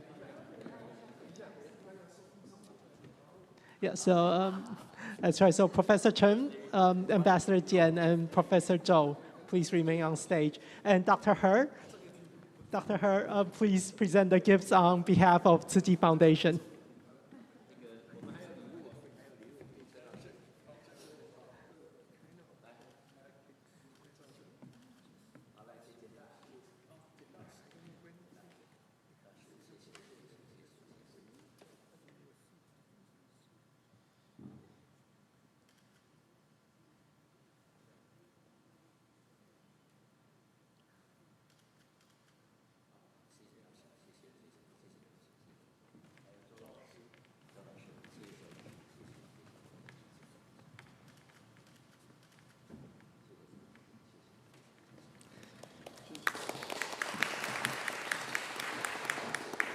It's now just past 3:20 p.m. We will take a short networking break. So please take the chance to refresh, and we will reconvene here promptly at 3:40 p.m. for our second equally engaging session. Thank you.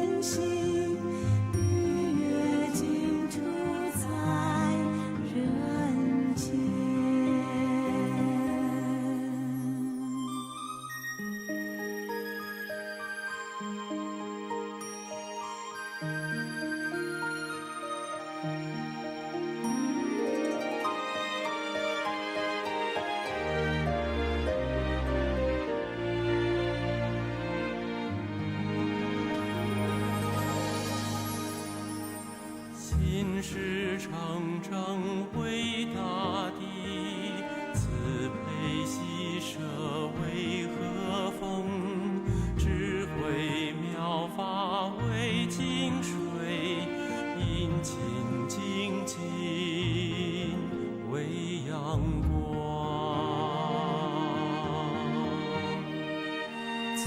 长一切诸善法，去一切惑出无明，坚定道心力宏远，爱洒长生尽心灵。悲之愿行波山中，耕耘灌溉菩提林，人间菩萨一念心，逾越净土在人间。增长一切诸善法，去一切惑出无明，坚定道心力宏远，爱洒众生尽心灵。悲之愿行波山中，耕耘灌溉菩提林，人间菩萨一念心，逾越净土在人间。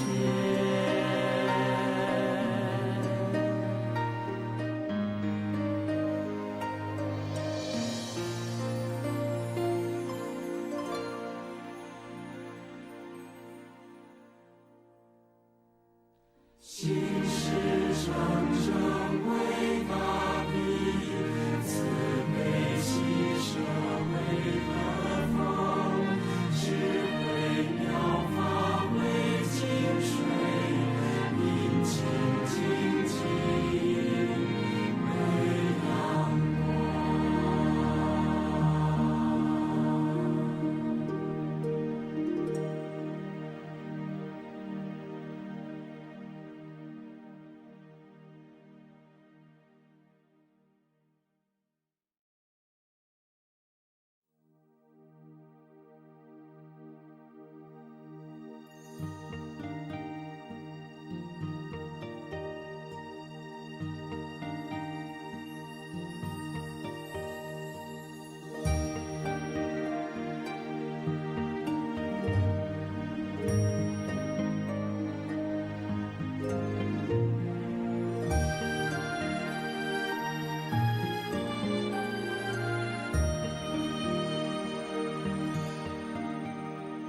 心是真正回大地，慈悲喜舍为和风，智慧妙法为净水，阴晴静静为阳光。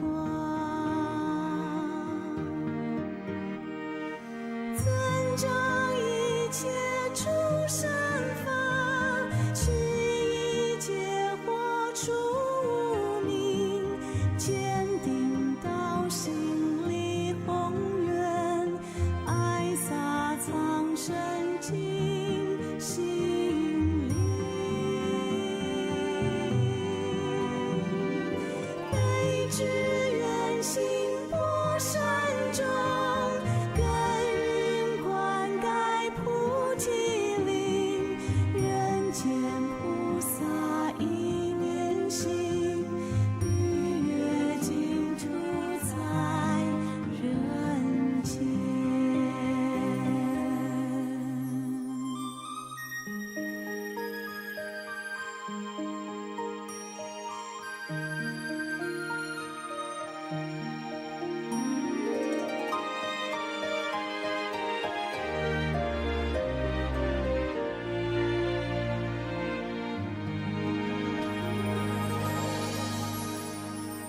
心是长征为大地，慈悲喜舍为和风，智慧妙法为净水，阴晴静静为阳光。增长一切诸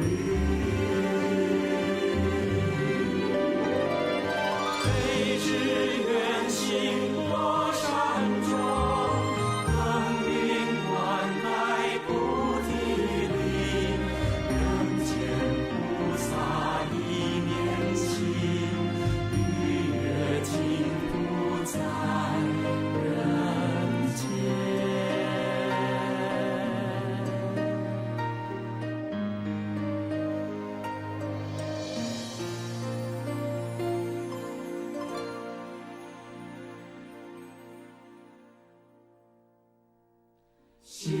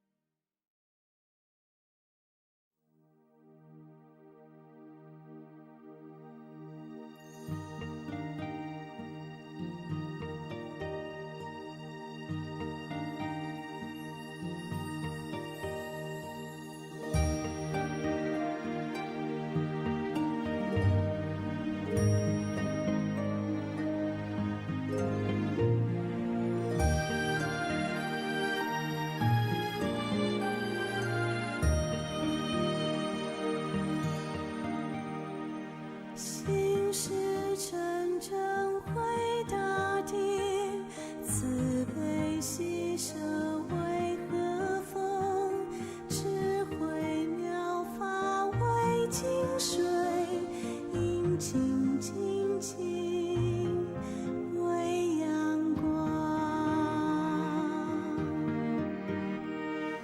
尊重一切诸善法，去一切惑出无明，坚定到心里宏愿，爱洒苍生尽心灵，悲之远行波山中，耕耘灌溉菩提林，人间菩萨一念心，日月尽处在人间。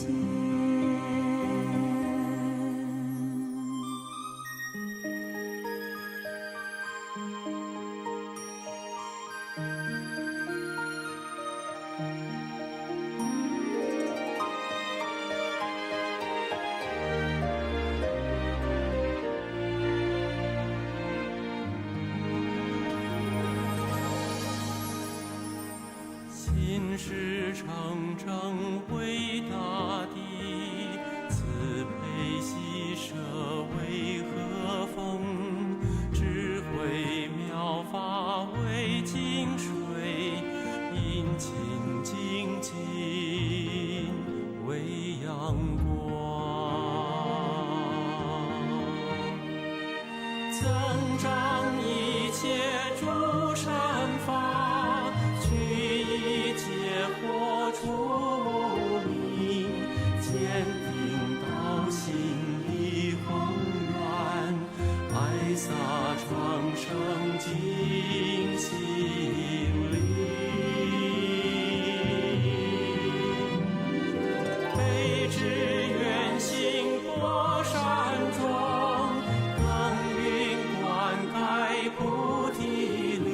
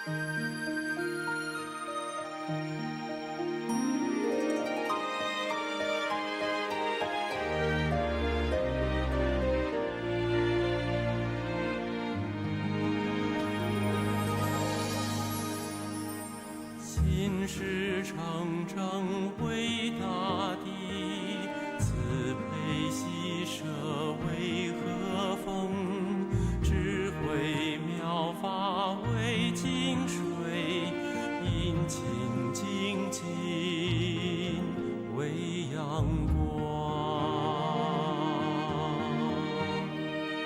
增长一切诸善法，去一切祸出无明，坚定道心里宏愿，爱洒长生净心灵。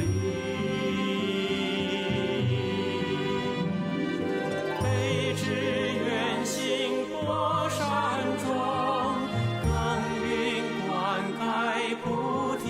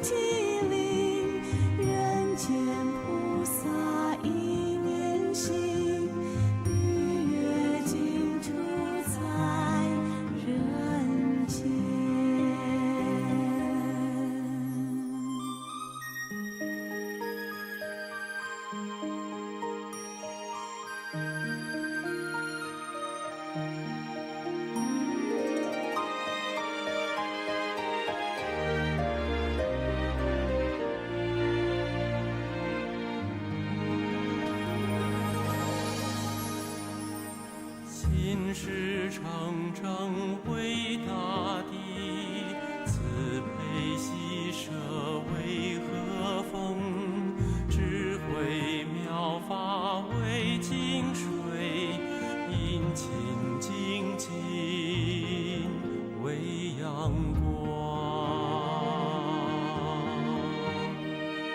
增长一切诸善法，去一切惑出无明，坚定道心力宏远，爱洒长生尽心灵。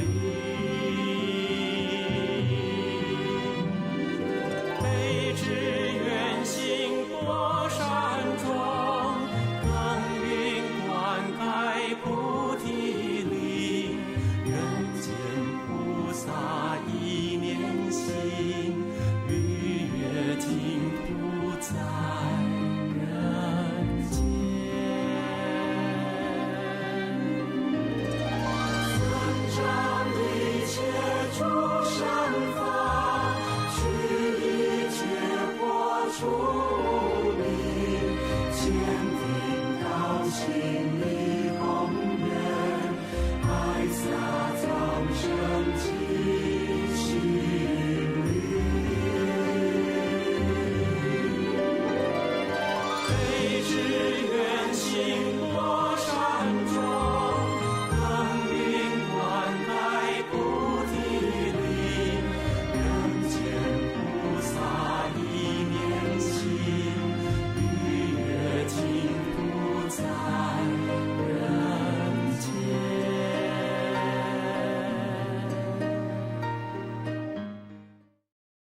To begin our second session, focusing on how inner transformation can catalyze civilizational innovation and contribute to global sustainability. The host for this session is Dr. Ruisheng He, Deputy CEO of Tzu Chi Foundation. Dr. He will introduce the speakers, which will include Ms. Sylvia Zimmerman del Castillo, co-president of the Club of Rome, followed by Professor Zhenchuan Chen from the Tang Prize Foundation, and finally Professor Yoshichiku Hayashi, president of the Japanese Association of the Club of Rome. The floor is yours, Dr. He. Thank you, Ted. And welcome. First, I would like to present our first speaker. We are honored to invite Ms. Sylvia Zimmerman del Castillo, and recently elected as a co-president of the Club of Rome in December 2024. She is an Argentine writer, philosopher, and international lecturer. A disciple and collaborator of Nobel Prize candidate George Louis Borges. She studied ancient Anglo-Saxon and Icelandic literature with a master. And she holds a degree in social and cultural anthropology from La Sorbonne, Paris, and philosophy from the University of Buenos Aires, and currently a columnist for Argentina La Nación newspaper. She had co-directed the Vatican Watershed Conference on Water 2017 and coordinated dialogue in Paradise at the Japan Machini Okada Art Museum. As a founder of the president of the Club of Rome in Argentina chapter, international director of the Mokichi Okada Chair on Beauty at the University of Bologna. She advocated for a humanistic revolution to address our civilization crisis through art and humanity. Let's welcome Chairman Sylvia. Welcome.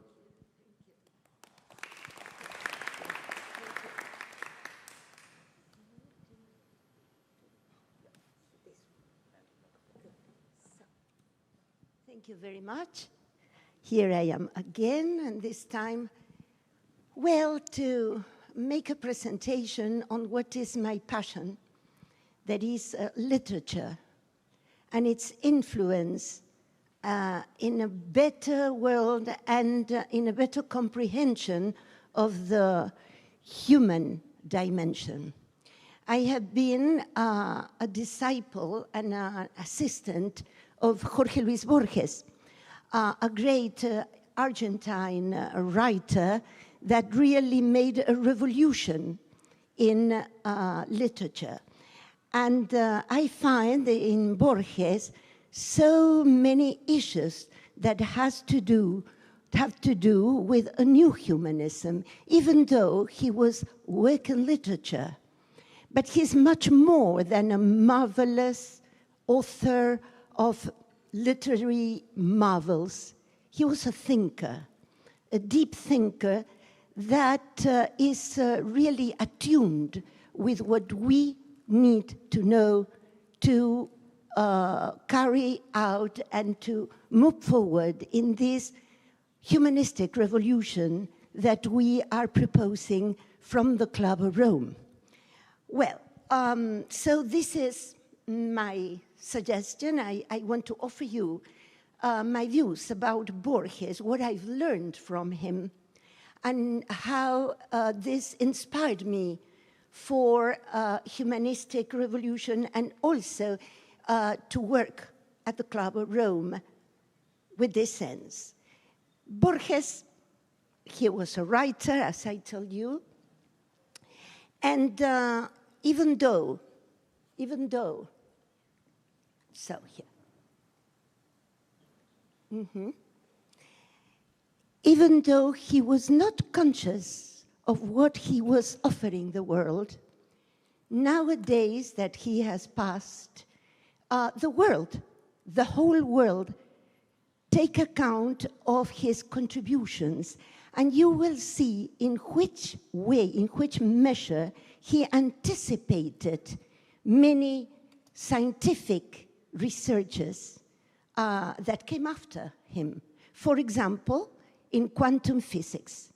And we can find all this anticipated in his narratives, in his stories, even in his poetry. First of all, Borges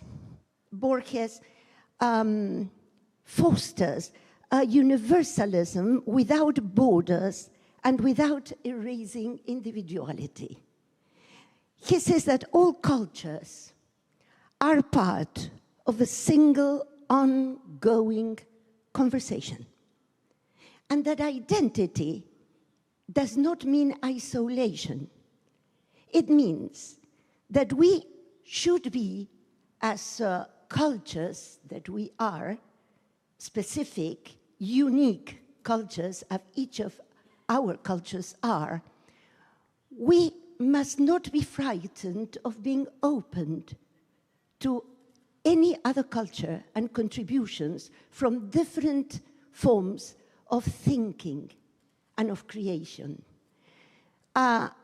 Identity is not isolation, he said, but it is natured in the intertwined of traditions. That is why in Borges' literature, we can find, for example, marvelous pieces of art talking about Buenos Aires, my city, his city, about tango, about our heroes, about our history. But at the same time, he was opened, and he opened Argentina to lots of interest, for example, in Buddhism. He was very fond of Buddhism. He actually said, and from his very young age to his last age, that Buddhism was the vast religion that he ever known and that the world has, because it does not depend on dogmas, and it does not depend nor need doctrines. That Buddhism is actually what the world needs, he says. It is a method of liberation. And of liberation of what? Liberation even of ourselves.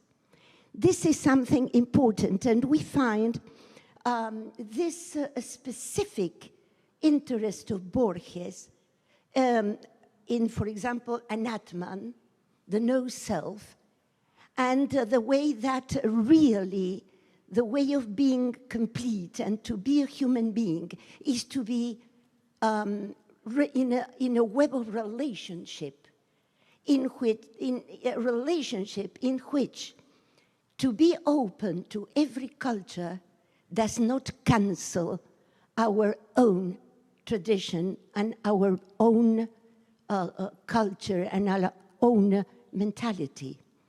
So we find this in several of his most beautiful narratives, as for example, the Aleph, the Sahir, and the writer, the Argentinian writer, and his tradition. It means that the Argentinian writer has not just the tradition of the gaucho and the tradition of tango. Argentinian culture has the tradition of the universe, of the world. It is nurtured by Europe, but it is also nurtured by Buddhism, by haikus, by Asiatic wisdom. Another thing that he can provide to this new humanism that we should be working on from now on is the humility of knowledge. And this is something that appears a lot in his narratives when he, for example, speaks about the infinite library. In his narrative, in his story, the library of Babel. It is an infinite library that never ends and that we can never come to know completely. Knowledge, he says, is always partial. And it is a moment in a long tradition, ongoing tradition of knowledge. So he says we must be humble in this sense. We must search for knowledge for the love of mystery and not to possess it, and not to have knowledge to dominate and to manipulate the reality. This is something that he says, instead of impoverishing our possibility of knowing, it enriches it.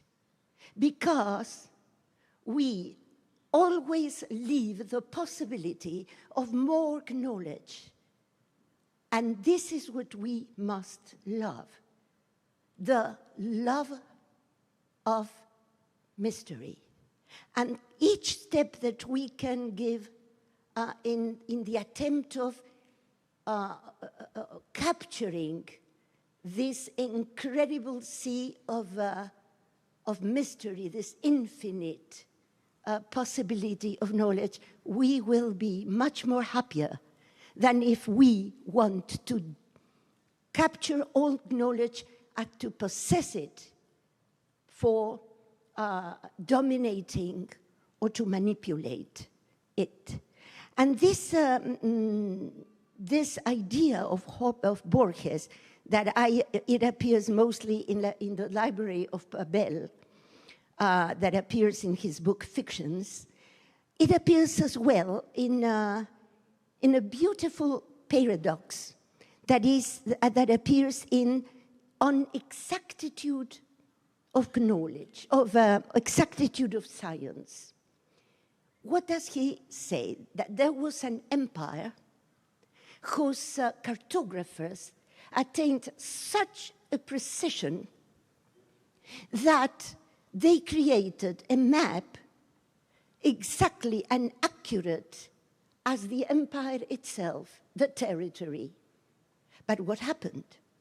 This map created by those cartographers covered the whole territory of the empire, but after a certain time, all the people of the empire abandoned the map.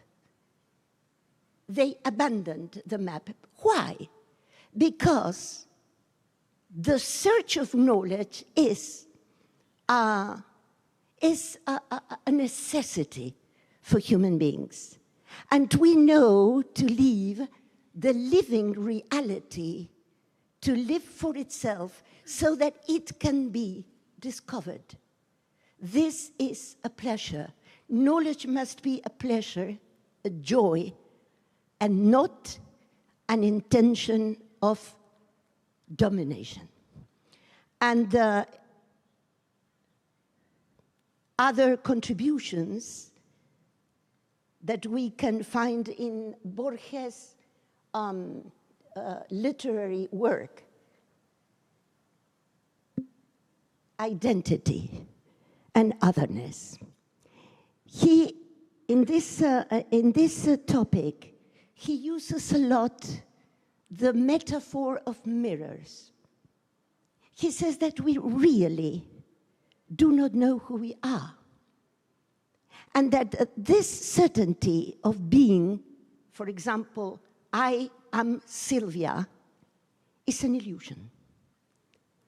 Because we may be the dream of any other. And these ideas of dreams, these ideas of illusion, he takes a lot from Buddhism. He takes this idea of the no self as a path forward that we need to cultivate in this new era, to leave aside Western mostly, Western model of individuality, Western model of ego, and we'll be happier because we'll be liberated from ourselves. And what he believes is that the richest way of being oneself is in relationship with the others and with the nature in its whole. The other, then, for Borges, if we start cultivating these ideas, the other, as well as myself, that I'm reflected in a mirror, who is the real one? Because maybe I can be the reflection of that image that appears in that mirror. What he wants to say that we ourselves are a process of moments that are all the time changing. This is quite Buddhist. This is quite Eastern way of thinking. And this, instead of making the delusion erasing us, it gives us freedom. Freedom for the good and for the change. The possibility of transforming our own mentality. We can change every now and then because we are not really a self. We are a process, an ongoing process of change. And then we find it in several of his narratives, as for example, Borges and me. He says, well, I am Borges here having a coffee with a friend, and there is another Borges who wrote those books. And actually, we are different. Because, by the way, and besides, we are the author, as selves, we are the authors of nothing. A great literature, he says, is written or is inspired by the spirit. That is why in several of his narratives, he says, for example, talking about the Quixote of La Mancha, the Spanish, there is a fictional character that Pierre Menard, that he proposes himself to rewrite the Quixote of Cervantes centuries after. And what happens? He rewrites several chapters of that marvelous piece of art, of literature of the 16th century, exactly the same, with the same words, yet. It is absolutely different. Why?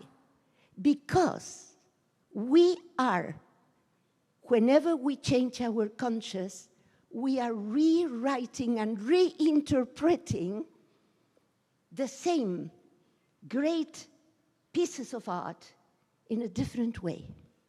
Because we are changing our mind, our consciousness. And because, Borges would say, every reader rewrites the books. That is why he insists that it's very important not to forget old wisdoms. We must come back to the past and read those marvelous literary works, and it will be something new always. Because every writer, every reader is a writer. And because every new gaze of the world changes the world. We are the creators of our reality. Because actually, reality, the very facts, the pure facts, are unknown.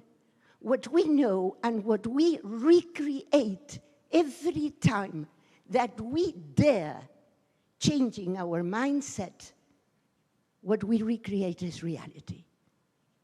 Our reality is made of symbols, of interpretations, of gazes. So,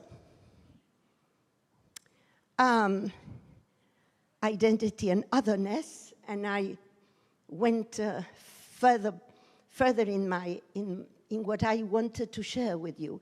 But another contribution, very important contribution to this new humanism, if we want to create a new world, is imagination as a mode of knowledge. What he says is that imagination does not escape reality. Imagination is a way, a path to knowledge that creates and transforms reality.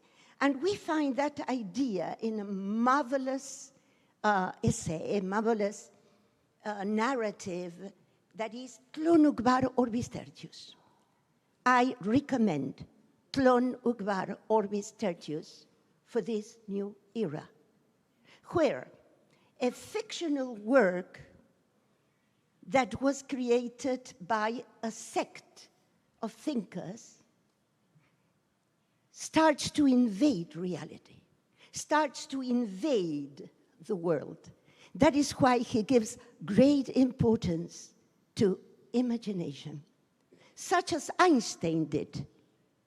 When somebody asked Einstein, what is more important for you, intelligence or imagination? And he said, imagination. Because in imagination, you have intelligence. But in intelligence, as we know it, logical intelligence, we may be cultivating a corrupted mind. Intelligence by herself, on her own, is very dangerous. Imagination may transform the world. Here I come to imagination does not flee from reality, it expands reality. We need much more imagination. And there is my favorite narrative is the Garden of the Forking Paths. And here I will make, if you permit me, a stop, because this narrative that appears in his book Fictions is from 1944. It is actually a Chinese spy in the Second War that is escaping, fleeing, but at the same time, he must give a message to someone that is waiting for that message. So, at the very same time, Yutsun, this Chinese spy, has an ancestor that had created a labyrinth.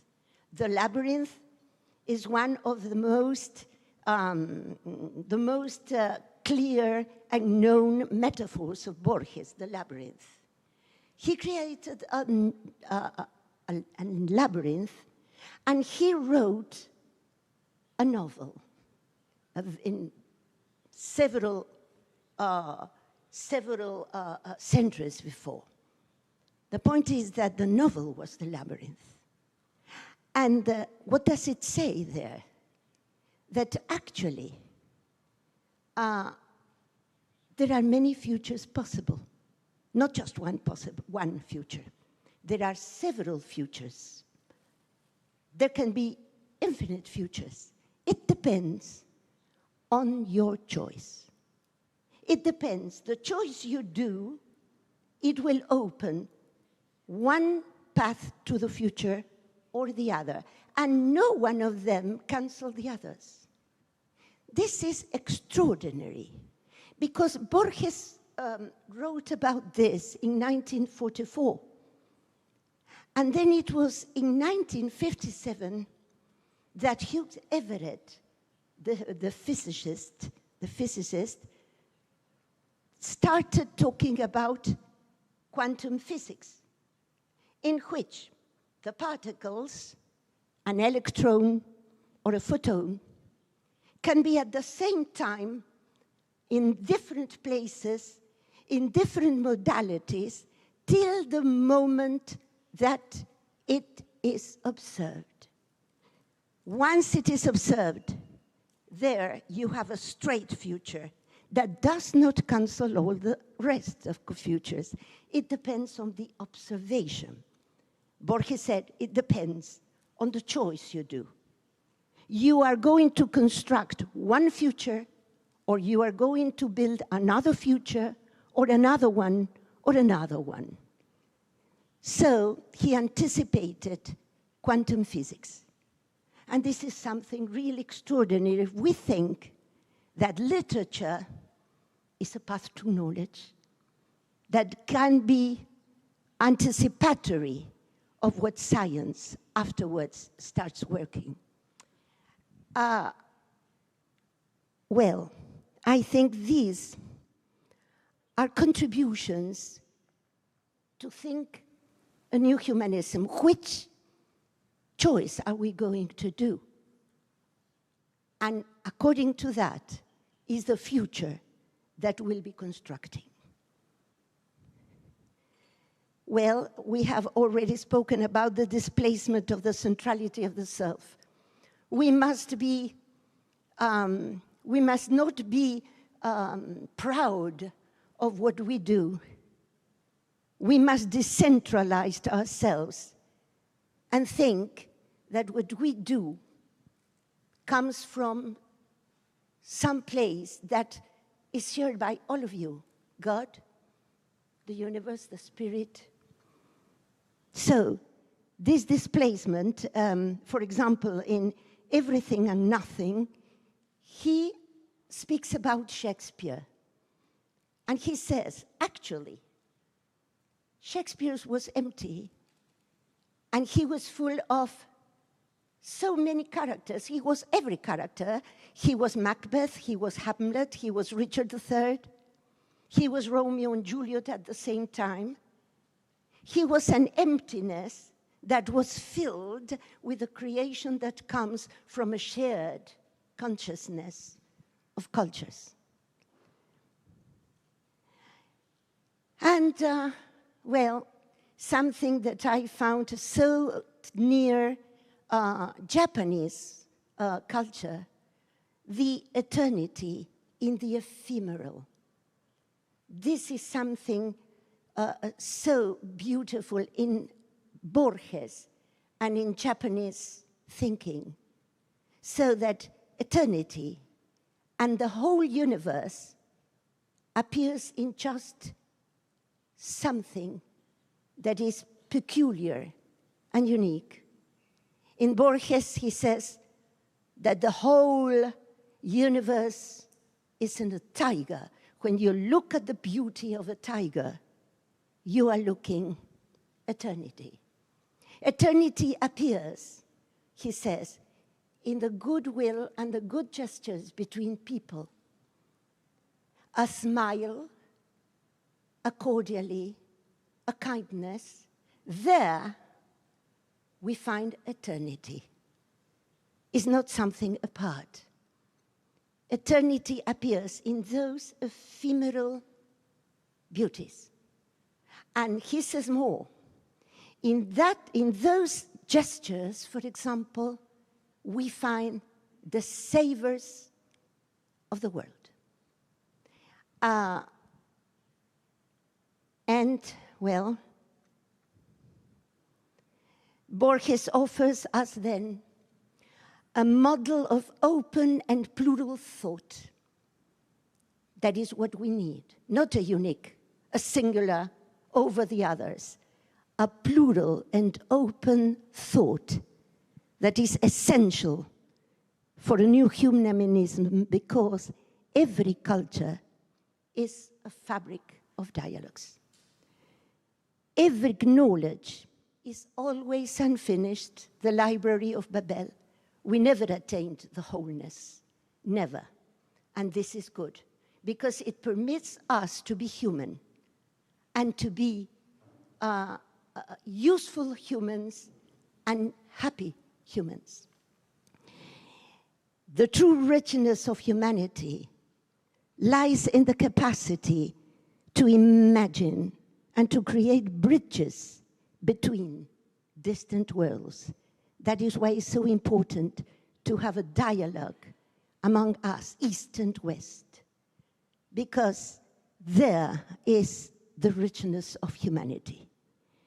And to imagine, imagination, to imagine new possibilities of futures. Human being is not the measure of all things, as it happened to be considered in the humanism of the previous centuries. No, no, no. Human being is not the measure of nothing. Human being is a node in an infinite network of meanings that we must keep. That is why it's so important history. That is why it is so important culture, literature, art. It is an ongoing network, infinite network of meanings that we must keep on cultivating. And how do we cultivate it? With poetry, with ethics, with imagination, and in which everybody is involved. Scientists, technologists, philosophers, artists, dreamers. Humanity is not measured by its conquests. Oh no. It is not a question of conquering. It is a question and the capacity to imagine and recreate the world. That is what makes humanity great. And, well, at the same time, the capacity of, and the courageous of asking the good questions and not to be politically correct.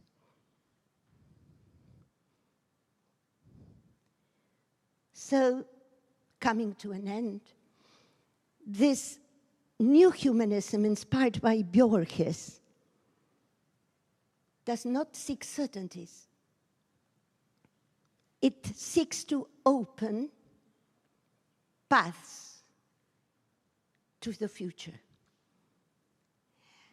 If the universe is an infinite library, as he says, because for him the universe is a library that we must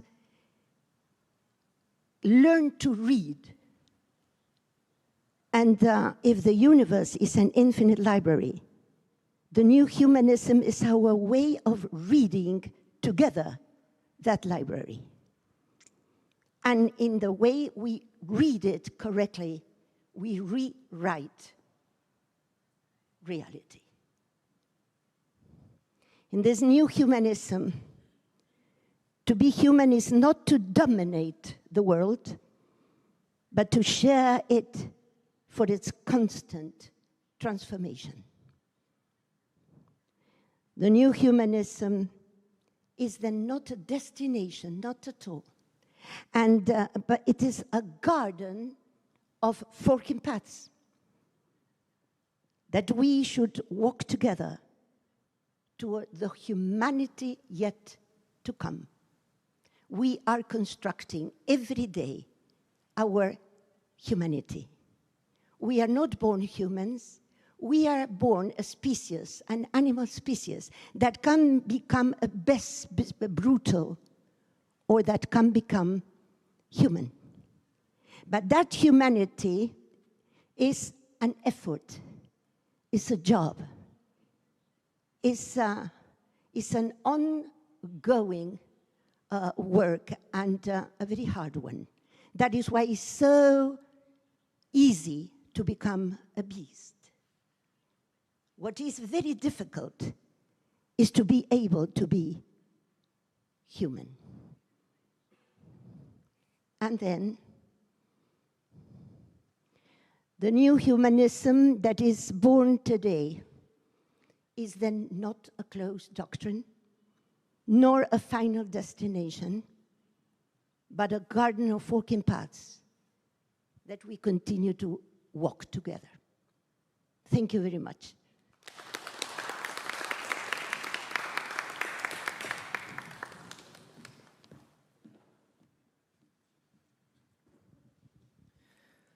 Thank you, Chairman Sylvia Zimmerman, for this wonderful philosophy and also very beautiful word. And she said, beauty, imagination as the key path to the human, and we can all work together. And thank you again. And next, I would like to introduce Professor Zhengchuan Chang. He is the CEO of the Tang Prize Foundation and Professor Emeritus of Civil Engineering at the National Taiwan University. After receiving his PhD from Northwestern University in 1984, he has become a fellow, an honorary member of the American Concrete Institute, vice president of the International Academy of Engineering, and a full member of the Club of Rome 2025. Dr. Chen has served Taiwan's government in crucial roles, including Minister without Portfolio and the CEO of the Morocco Post-Disaster Reconstruction Council from 2009 to 2014, following Typhoon Morocco devastating. His expertise in heritage mitigation and post-disaster reconstruction has earned him prestigious awards, including the ACECC Civil Engineering Achievement Award in 2010, and the Engineering Medal from the Chinese Institute of Engineers in 2015. His leadership exemplified the integration of engineering excellence with the humanitarian service. Let's welcome Dr. Chen. Thank you, Professor Ho. Yeah, I'm going to talk about the disaster management system and goodness. We receive major challenges from the man-made disaster, either man-made disaster or natural disaster. Of course, we also have some social problem like emerging infectious disease and the widening wealth gap. So it's related to civilization of goodness. But today I want to focus my part about the natural disaster. That is man-made disaster that when I talk about it. Yeah, man-made disaster is such as the Russian-Ukrainian war and Israel and Hamas conflict. We all hope the world peace and that these human-caused wars and the disaster will come to an end as soon as possible. But however, for the climate change, for the natural disaster, the UN Secretary General has said in the year of 2023, climate change is supercharging the destructions. And in the year of 2024, we see that that year is the hottest years on record.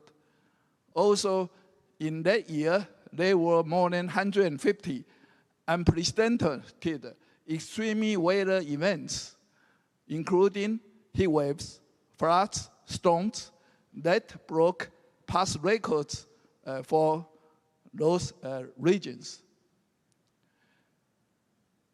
Look at Taiwan.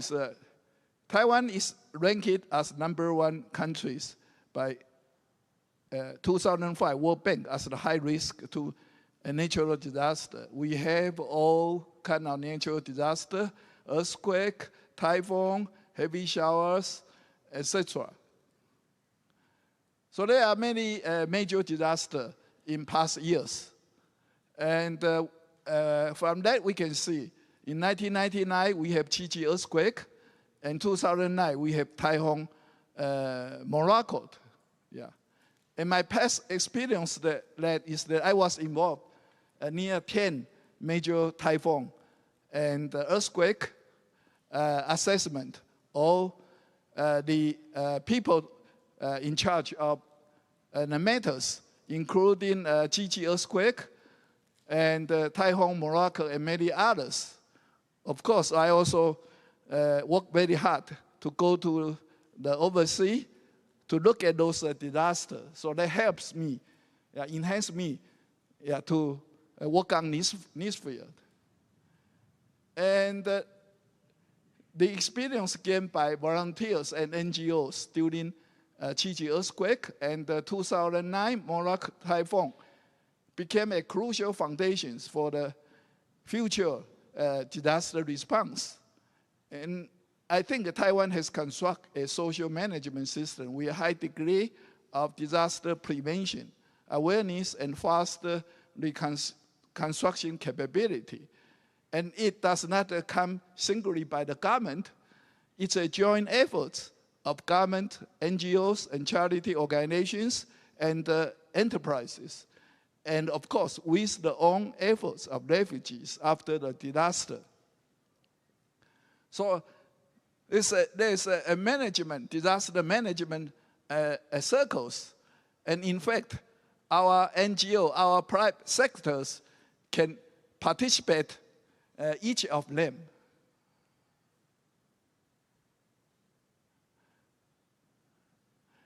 A defining feature of Taiwan, I can say that its culture is its cultures of compassion, embodied in kind-hearted individuals, benevolent NGOs, and social responsible enterprise. Meanwhile, the government, of course, they also make us significant progress through the strengthening the disaster prevention legislations, improve response equipment, and enhance organizational capability. And I would like to talk about two cases as examples. Typhoon Morocco and the recent Typhoon Regasa in just this year. Okay, Typhoon Morak was occurred in 2009, August. And the rainfall dropped 3 meter high just in 3 days. Okay, so we have a high mountain in the middle, and then all the river, all the waters flow down to either the west side or east side. Okay, so all the red areas became the disaster area. So half the Taiwan. Okay, so more than 40% of people affected. Okay, and for the disaster, people is near 500,000 people. And especially for landslide and river scar people, 20,000 people, they have a problem of dislocation, okay? And for those dislocated people, 3/4 of those people are indigenous people, yeah. Okay, and 700 people died due to that.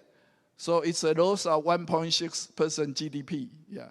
And more than 160 inhabited areas found unsafe, including 62 indigenous tribes. And this is a flooding, okay, a Shaolin village. There's a landslide, killed 459 people. And look at the tribe of Wutai, all the village, yeah, was destroyed. And if we get the ruler, Wutai is a wonderful place with a lot of green. While after Typhoon Morocco, you can look at, it's a completely different story, including several earth dams developed. And this is a river before and after that. The river is widely expanded. Okay. How to work on the reconstruction, face such a challenge. And we had to set up the Reconstruction Special Act right after 20 days after the disaster. So we are pretty good. And if you look at the Special Act, the Special Act said that you had to be in a safe, effective, and a timely manner to deal with the disaster.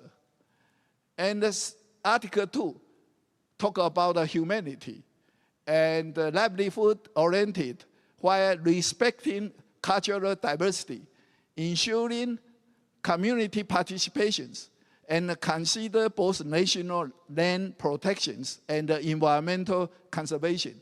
So this is the key elements of our reconstruction, and we had to obey that, okay?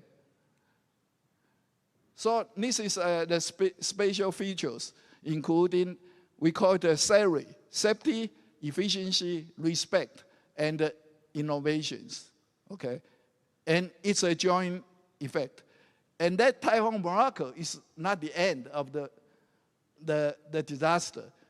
Many typhoons still will come. So we had to do the disaster prevention, relief, and reconstructions at the same time. That's the difficult part. Okay, we have a special organizations after premiers. Okay, I serve as the deputy CEO and then CEO for that. Under that, we have infrastructure reconstruction, community reconstruction, and industry reconstructions. Okay, if we look at the budget, we can see that we receive a lot of private donation. That's the kindness of our people. It's a $0.83 billion US, okay? Like Tzu Chi Foundations and the Red Cross and many others, okay? And we work closely with civil society, including 20 NGOs and 35 charitable enterprise for the reconstruction of communities, schools, bridge, and local industries, okay? So we work together, yeah. And the strength of civil society has been greatly enhanced after the disasters, yeah, with their participations, Okay, so we have a separate the work. The central government has tried to allocate the job, the effort, and the task of all these sectors, so we can work together and make it an effective way for the reconstructions. And for our community, new community, we say it's a colorful, sustainable community. So they include in the industry, employment, culture, community development, living, education, and ethical group, etc. So 7 aspects. This is one of the permanent house community, 里那里部落, okay? There are total 3,600 permanent house, okay, in 44 sites for relocations for the whole project, okay? But this is one of the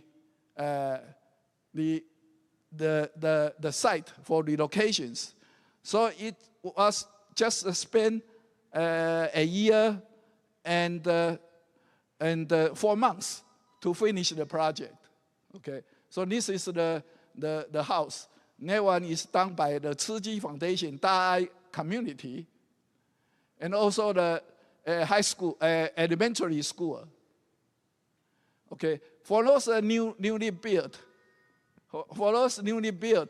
house, yeah, we provide the work for relief to the village people so that they can make a living. Also, they can decorate their own house. And they bring in all the construction material from the high mountain area, from their old home, and make it this new home to be their home, okay? So that's a very important process. So they help each other. So we provide them such 100,000 NT dollars, and they work each other, help each other. And this is another one, Tzu Chi's house, and then they make it, yeah, in this way. So, and then talking about industrial reconstruction, we also do it all together with the NGO, okay?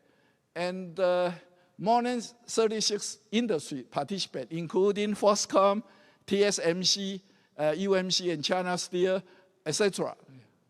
Okay, and this is also an international model. They not only provide the money, okay, they also join to help them to build the facility, okay, and then help them to develop the programs until they get the profit, and then transfer to those refugee people to run. Okay, so we call it a BOPT. So this is one of the case by Foxconn, okay, invest more than 500 million NT dollars to hire refugee people to do this, and then this is the whole complex. And they did it organic farm, okay, to develop the organic business in southern Taiwan. And this is done by TSMC. They help to relieve the Jiayi, Alishan area, and we build the tea plants, bamboo plants, not only for the living, but also for the tourism, yeah, for the tribes, okay? So for the house built, you can see that we just spent for 2 years, reach near 90%, just 2 years, 90%, okay? And gradually reach 100%, 3,561 houses, okay? And then we established the way for withdrawal actions after, before disaster developed. So during those years, okay, from 2010 to 2017, okay, we saw people from the disaster area every time. So in the Morocco serious disaster area, almost none of the people lost their life. But other area maybe have few, but we can see the effect. and look at the certification study by a university independent professors, independent studies for the cultural, lifestyle, community, ethic. The satisfaction and value satisfactions all reach 90%. Okay. So the reconstruction is not just the rebuild. Okay. It's a regard to have a safety, humanity, innovation, and sustainability. Okay. And then next case is just a disaster happened last month. Okay. So it's an overflow of Ma Tai An River landslide dam was officially attributed to a landslide triggered, okay, on July 21. Okay, another typhoon came just 2 months later. Since that landslide dam was not been taken care too good, since it's in a very high remote area with a very massive landslide. But that typhoon caused 19 deaths, okay? And 1,000 houses were damaged. And the red pond is the location of the Guanghu town. It's a village, with only 11,000 people, okay? And 54% of them are indigenous people. So whenever we talk about indigenous people, they have a cultural problem. And generally speaking, they are all minority. And we have to do it in a very respectful way, just like what we did for Typhoon Morocco in the year of 2009, okay? And then we received the charity donations just 2 weeks after the disaster for 45 million US dollars just in 2 weeks, and exceed the goal. It's a 3 times, yeah.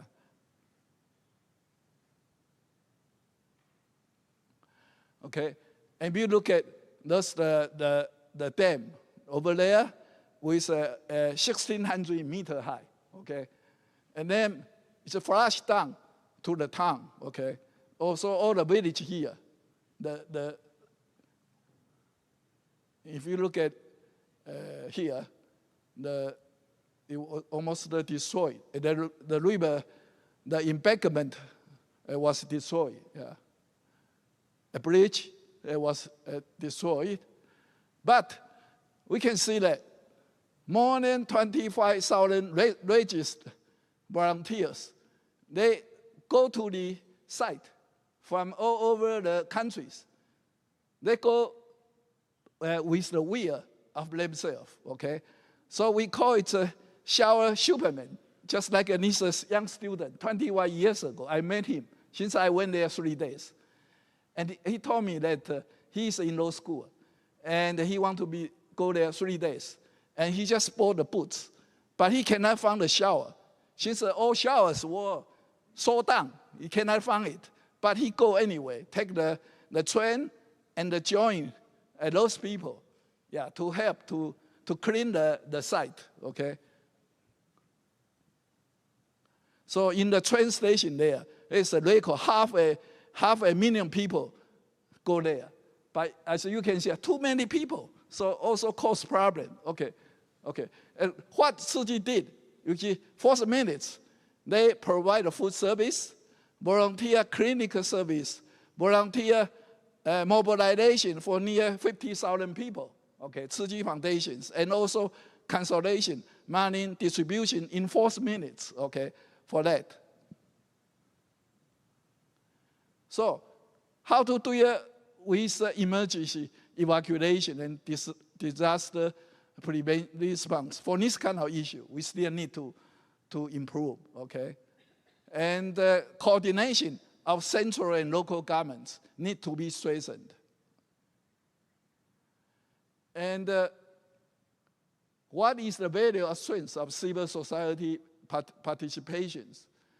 I think for those NGOs, they have very rapid or flexible mobilization, just like a Tzu Chi Foundation. They can go there within 24 to 48 hours after the disaster, okay? They provide a hard wood. And then community self-help and mutual support strengthen the social cohesion, okay? So they have to help each other. And we should have a good cooperations mechanism during the emergency. So after the Typhoon Morocco in the Tzu Chi earthquake in 1999, we established the Disaster Prevention and Protection Act, okay? And in the year of 2023, legally defined the role of NGO in disaster management in our law, okay? There are laws for the participations. And then in the year of 2009, then we enforced the rules, further define the role of NGO and establish a registration system. So they had to register, okay? So then you can manage, yeah, and work together.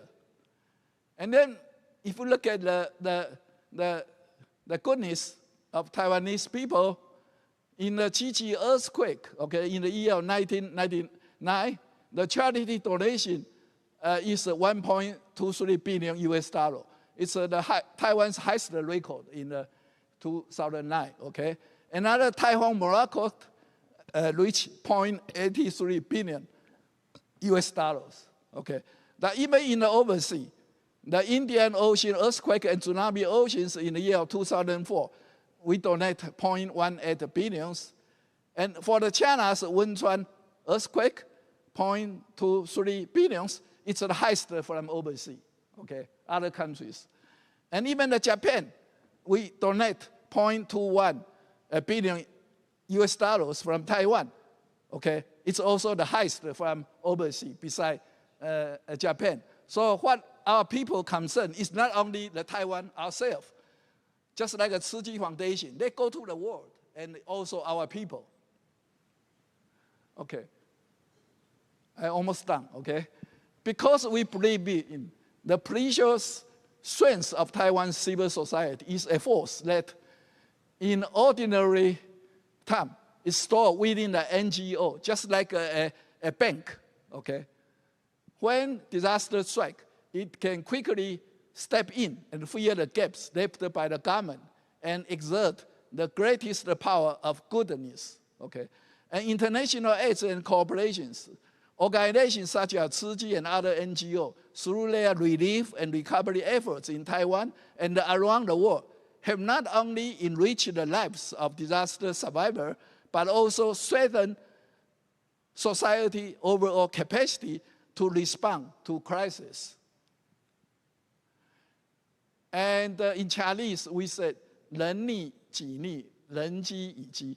So we to feel others' suffering as one's own. Okay, so that's the general feelings of the people here. So it is a fine tradition virtue of the Chinese nation, deeply ingrained in our very beings. When disaster events occur, people naturally respond with compassion and actions. We also see the power of young generation, especially during the recent typhoon. In average, as calculated by the Tzu Chi Foundation, is only 23 years old. Okay, they look at the online, the information, they jump to the site. So this is what we called civilization of goodness. And many senior people, especially Tzu Chi volunteers, they said, my country has the future. 现在一see the young generation, they care about the people. Okay, thank you very much, yeah, for your kind attention. Thank you.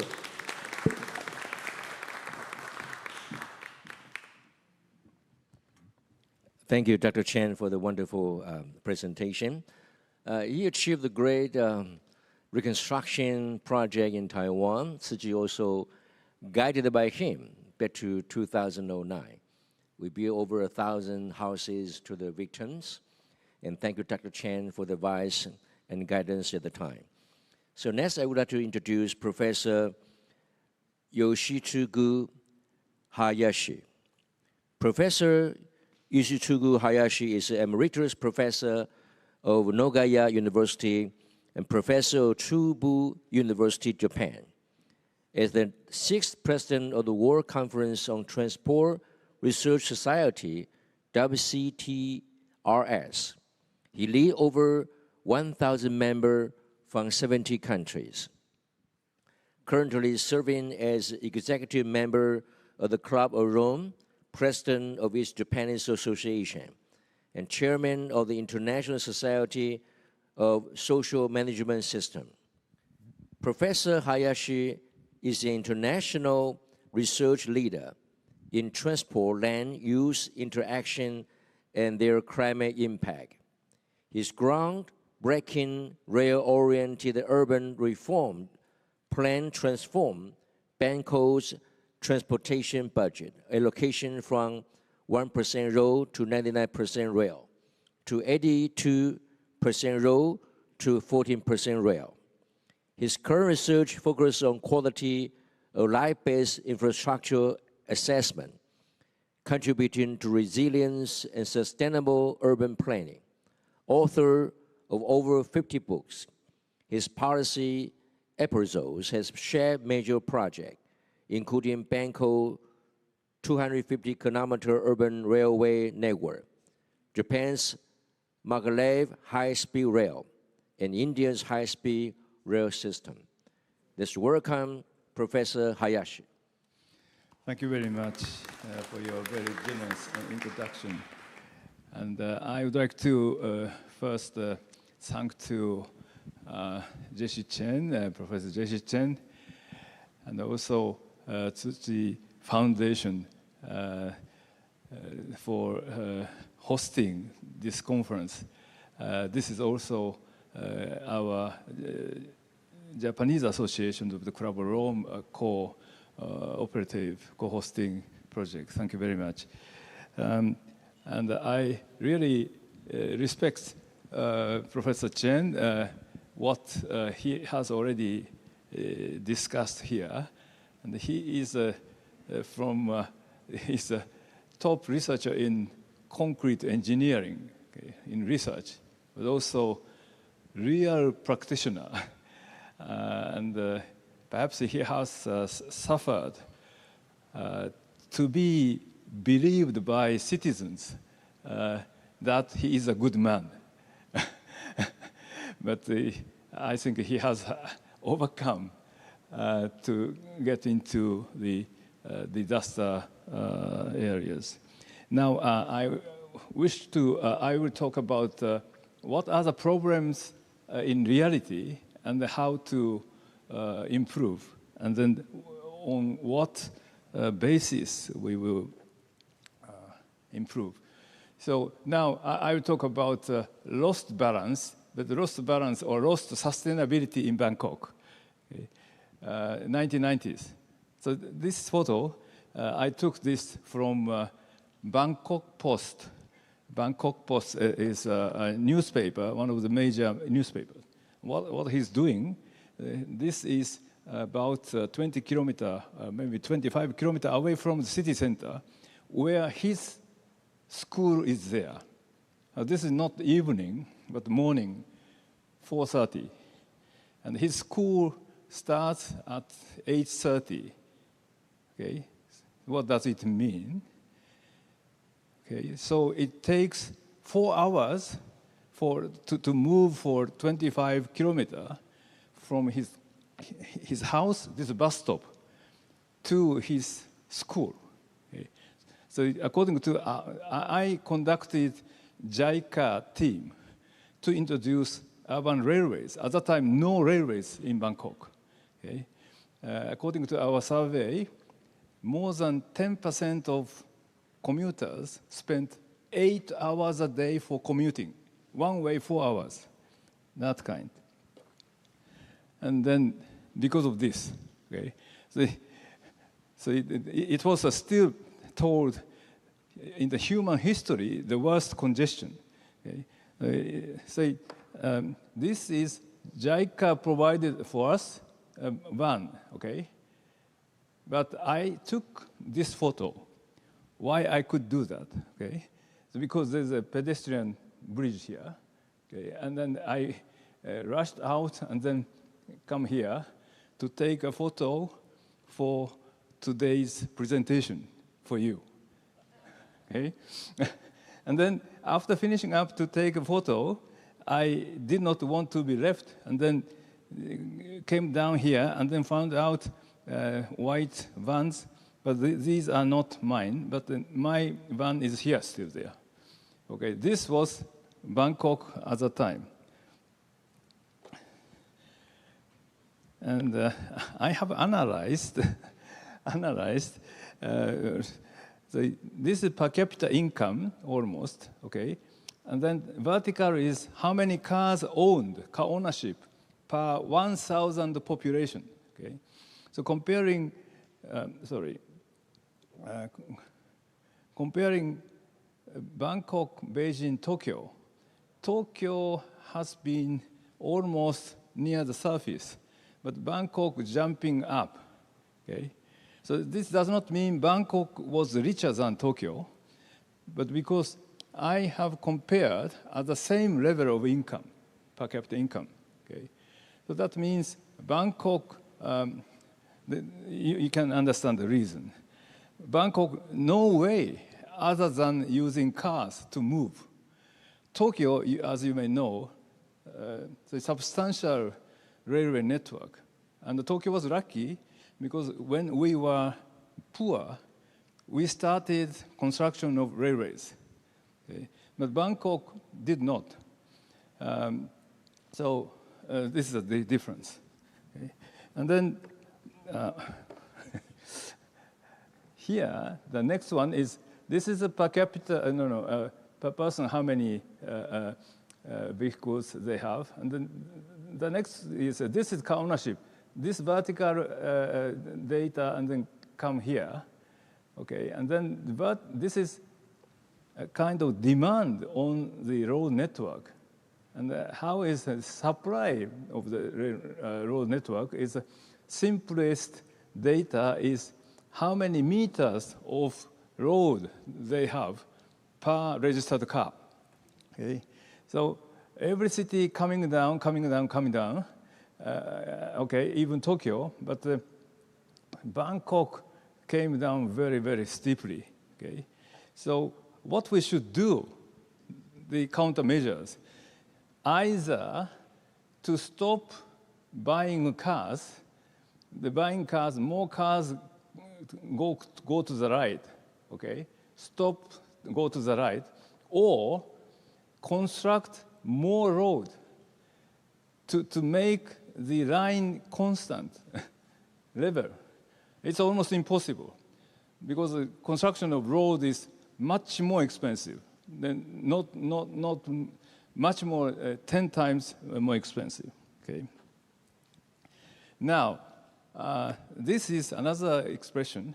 So this is a work about 1990s, okay? My PhD student did it.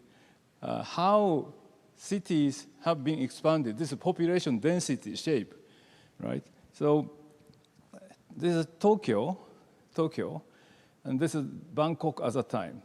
So Tokyo has been suburbanized, but linearly along railways.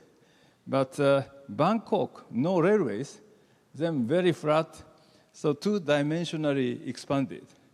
So this is a big problem for the next generations, how to maintain infrastructure. Okay?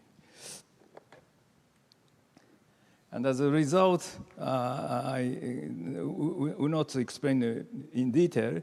London, Tokyo, Nagoya, Bangkok, I compared.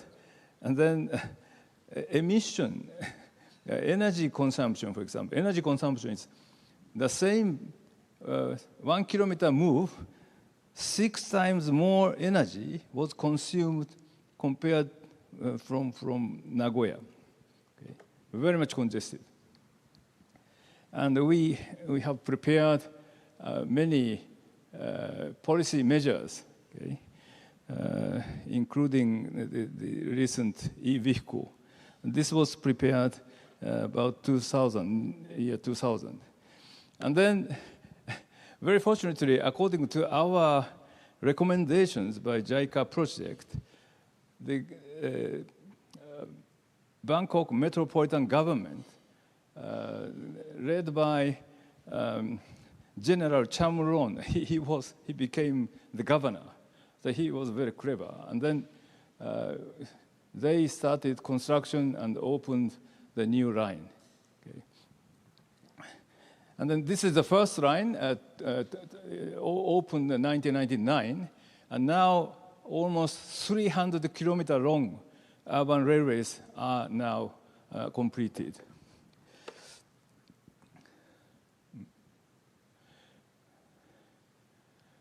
Okay, so that is very good. But still, what is the remaining problem is like this.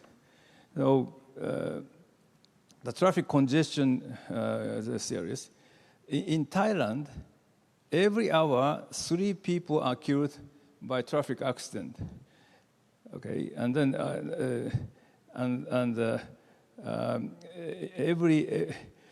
in total, all over the world, 1.35 million people are killed by traffic accident. But even more killed by what is air pollution. Okay, air pollution all over the world, more than 6 million people are killed. So that means global warming, CO2, is very important to reduce. But at the same time, very serious is air pollution, asthma. Perhaps you see several days recently, Delhi's very serious smoke. Okay, so by the way, I was born in city of Yokkaichi. It became very famous for industrial air pollution. Okay, I have been real experiencer of air pollution. Okay, so now I think. Okay, sorry. I should skip this. Sorry. No. And the next is first lost sustainability and the lost resilience.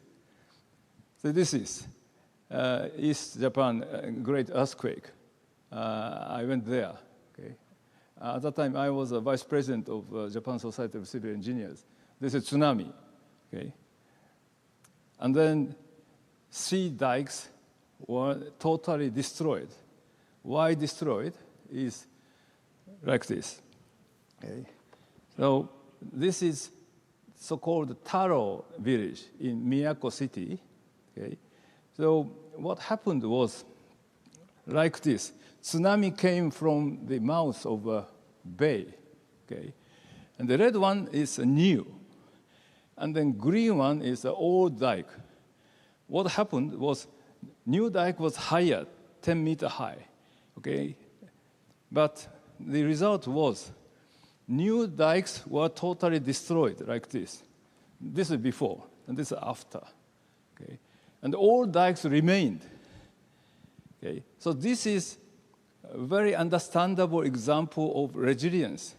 Okay. So recent people think we have money, we have technology, then we can protect against the nature.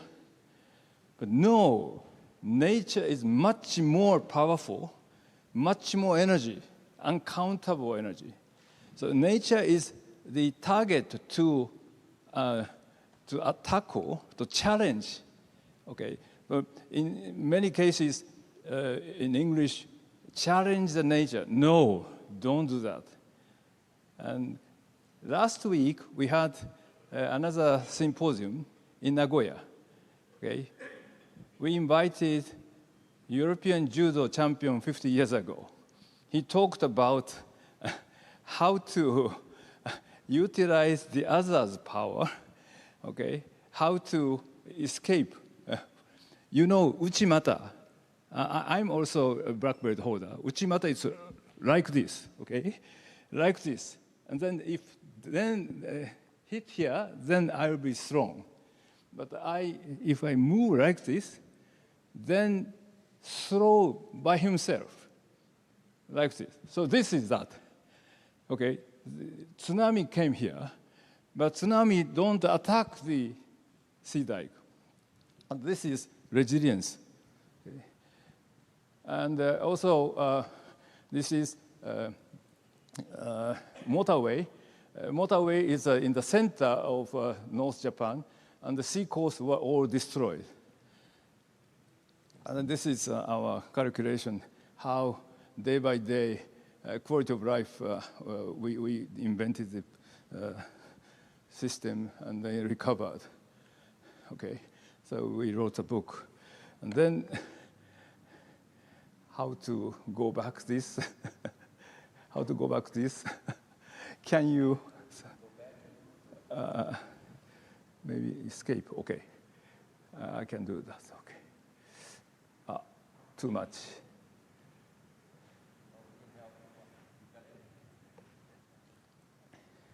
I have already another 6 minutes left. So no, the same file, same file, same file, and then go back, and then go back.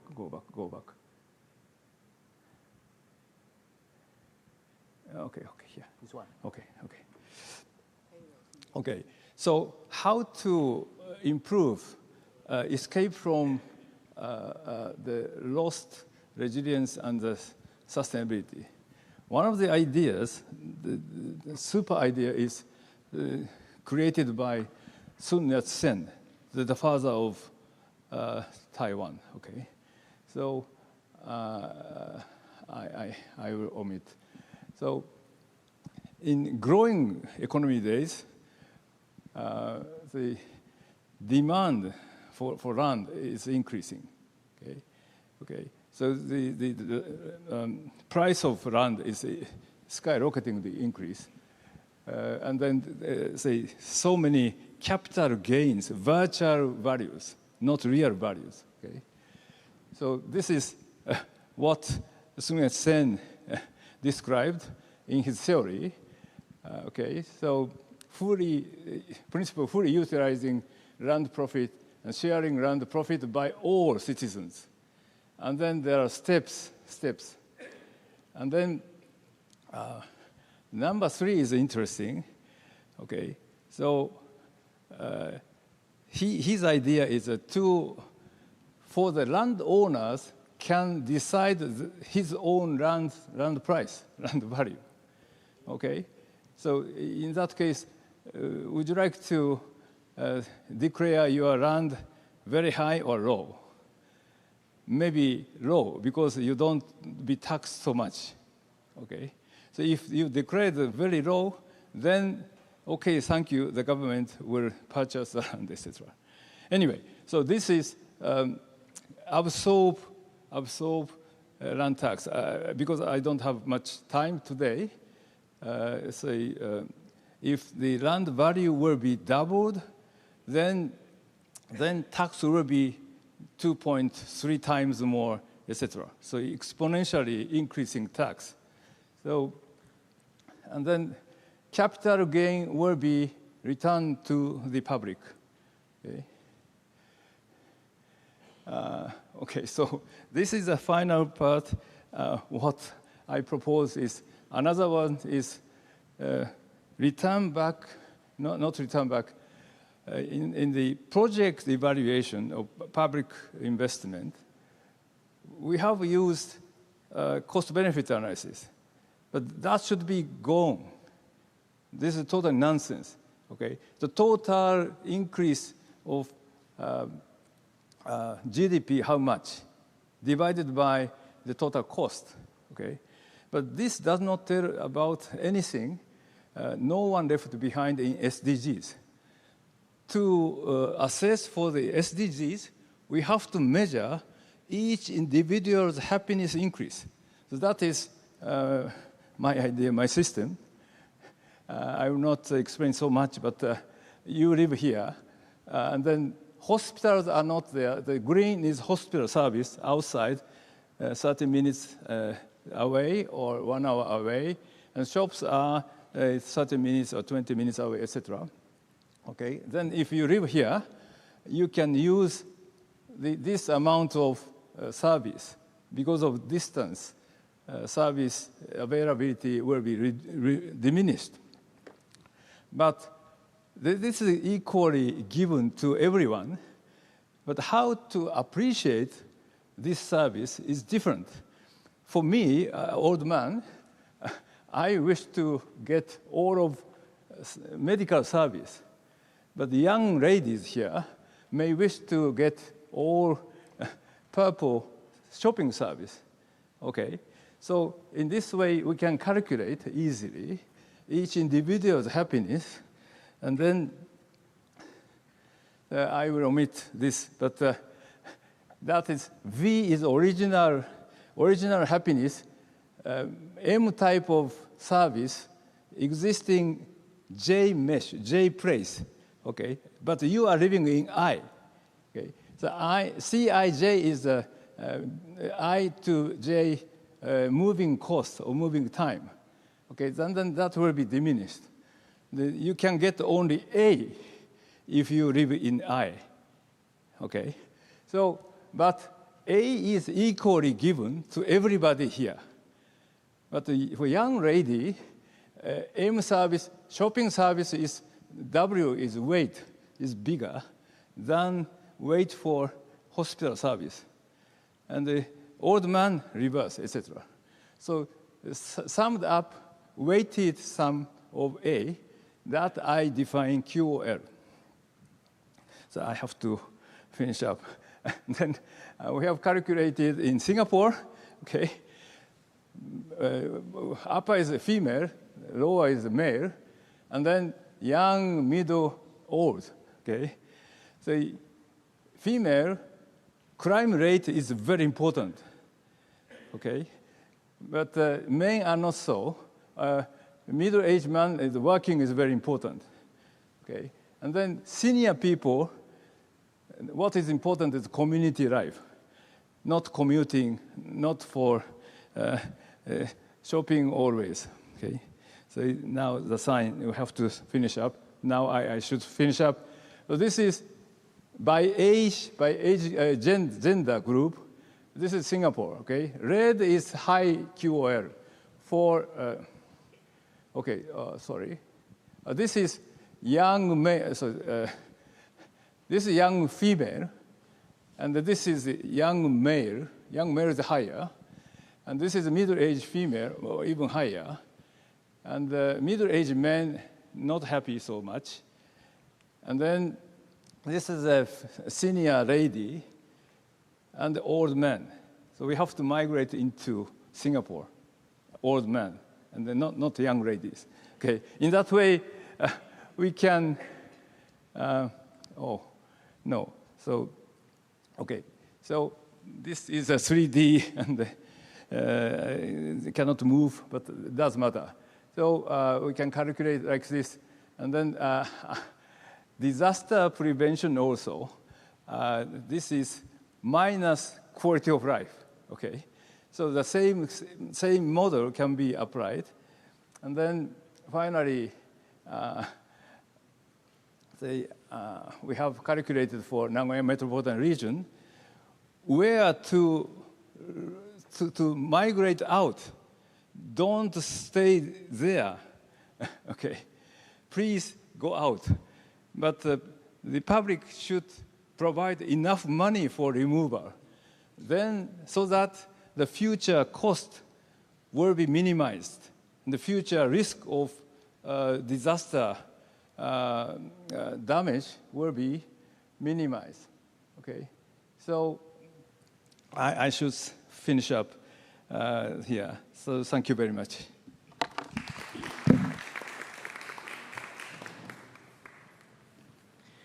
Thank you, Professor Hayashi, for that very interesting mathematical and very critical examination of the quality of life based planning, very good index. And thank you also for your international expertise in creating resilient and sustainable urban environments.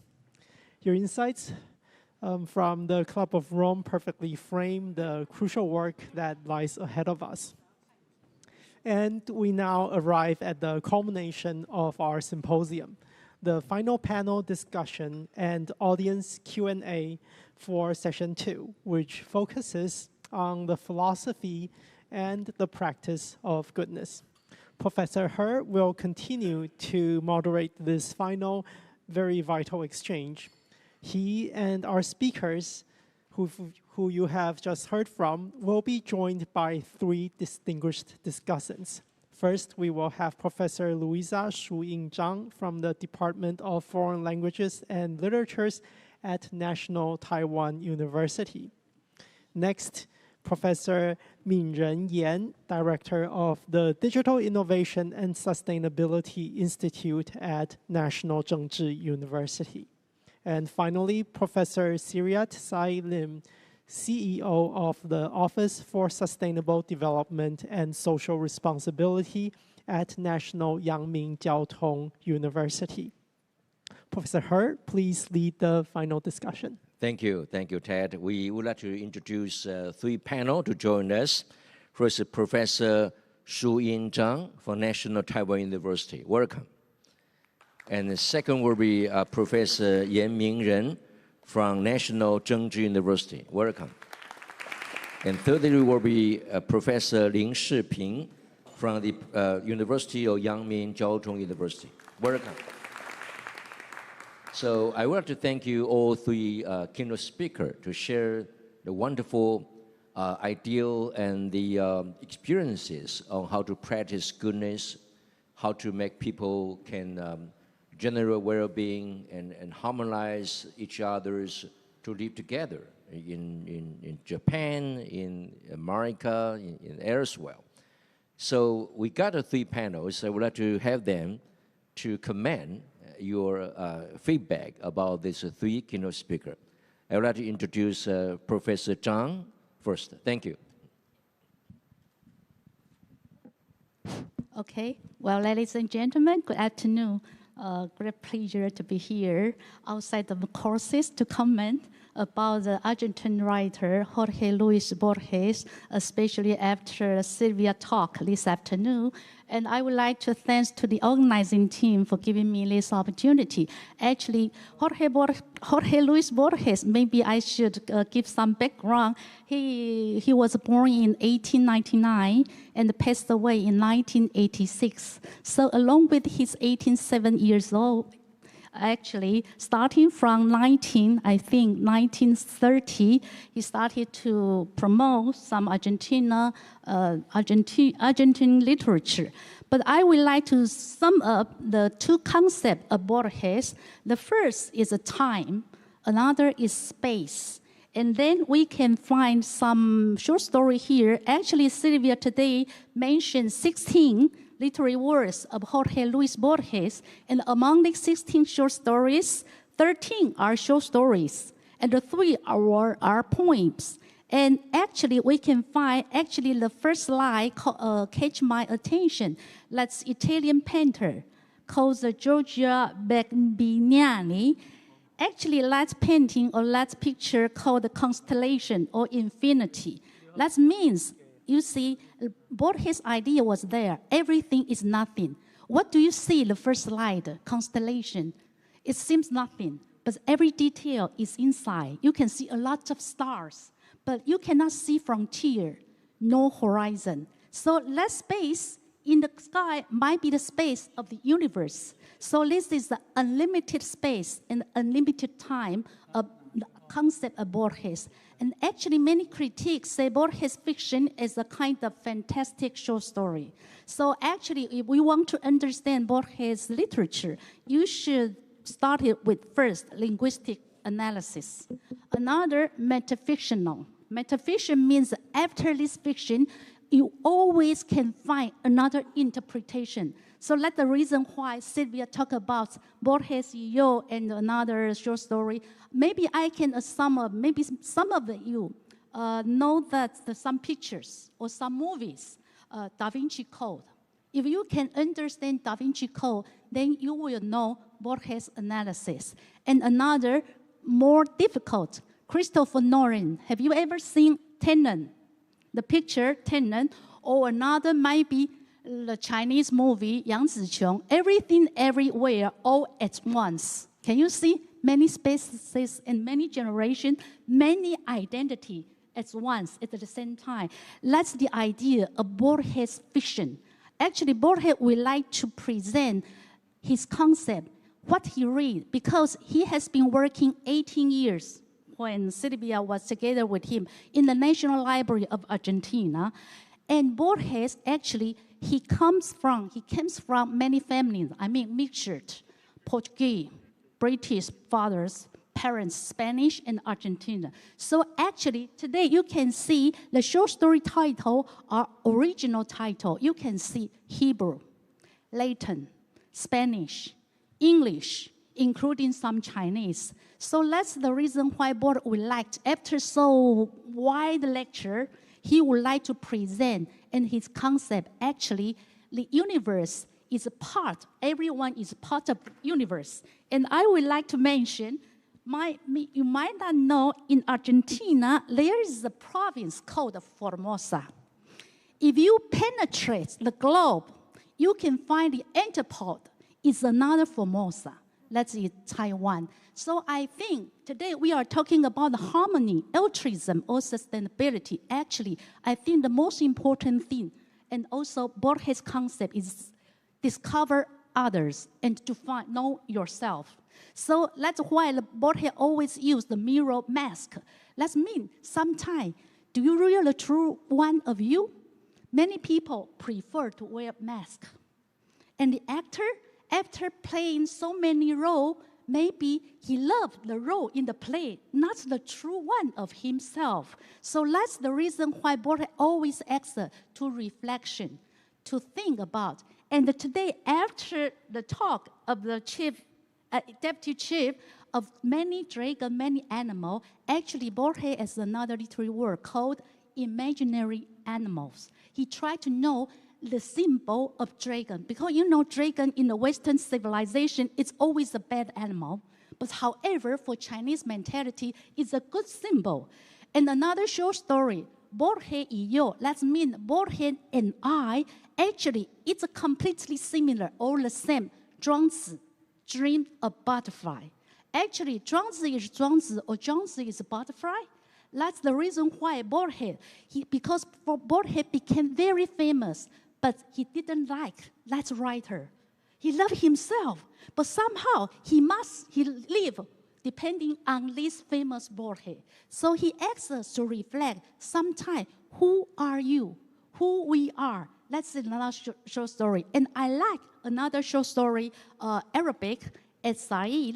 Actually, for example, there are so many Formosa around the world, so we shouldn't limit ourselves to say Formosa is only Taiwan. We must know other many Formosa. And Sahel is the king, Arabic king. However, in Argentina, it's just a coin of 20 cents.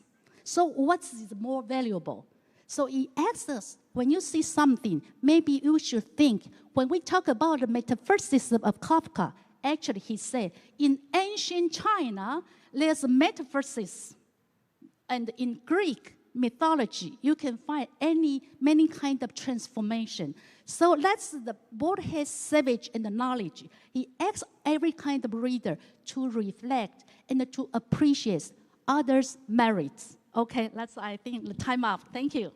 Wonderful, wonderful. What such a wonderful comment, and also complete all the background of the book and Sylvia's talk.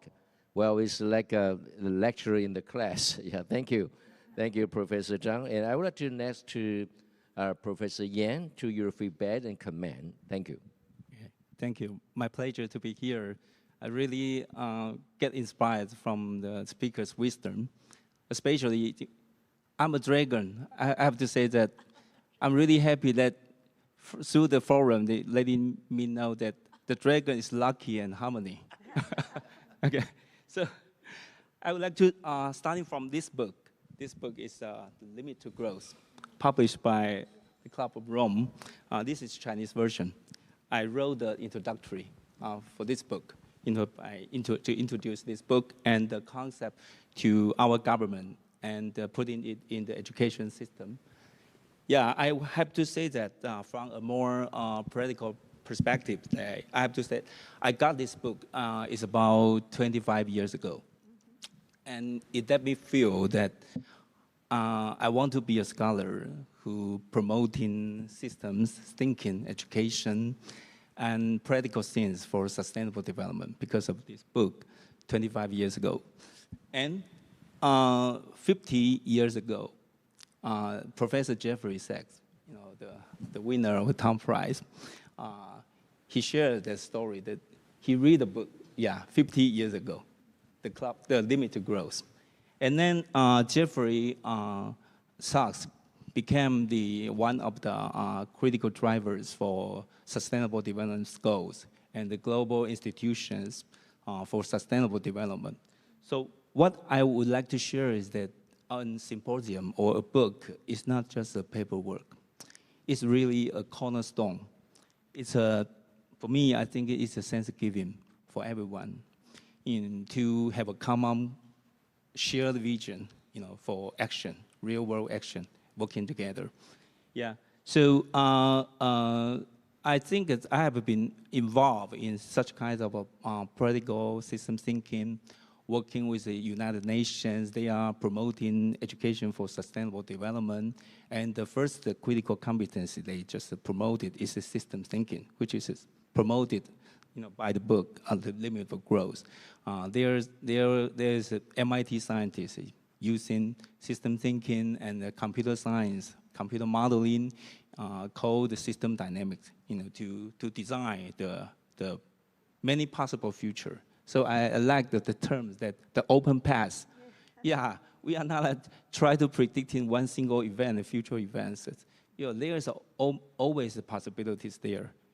For the human being, if you keep going, there's always a possibility. So I really like the phrase, the open path. Okay, everyone, we have an open path. If you still have keeping your shared vision with humanism, with altruism, and if you care about quality of life, if you care about our built environment, and infrastructure management systems are all important, that it will need a desire from your heart. And from my point of view, the goodness is not only to be that you are just a good man, you also will be capable of doing things, for goodness. Yeah, so I think it's about scientific approach, okay, to lead people moving forward, okay. So I would like to share some of the progress with the limitable growth and some effort from the Club of Rome, like in Taiwan, such for example, that Taiwan government now already acknowledged the book and the concept. They put Taiwan now have a net zero policy. It's about a new pathway for reducing carbon emissions.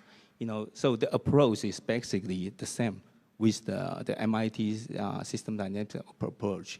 So it is about the pathway management for sustainable development. And for our industry transformation, we also use this kind of thinking and methodology to lead people moving forward. Okay, so I would like to say that the pathway management is very important, just like what I learned from Professor Chen.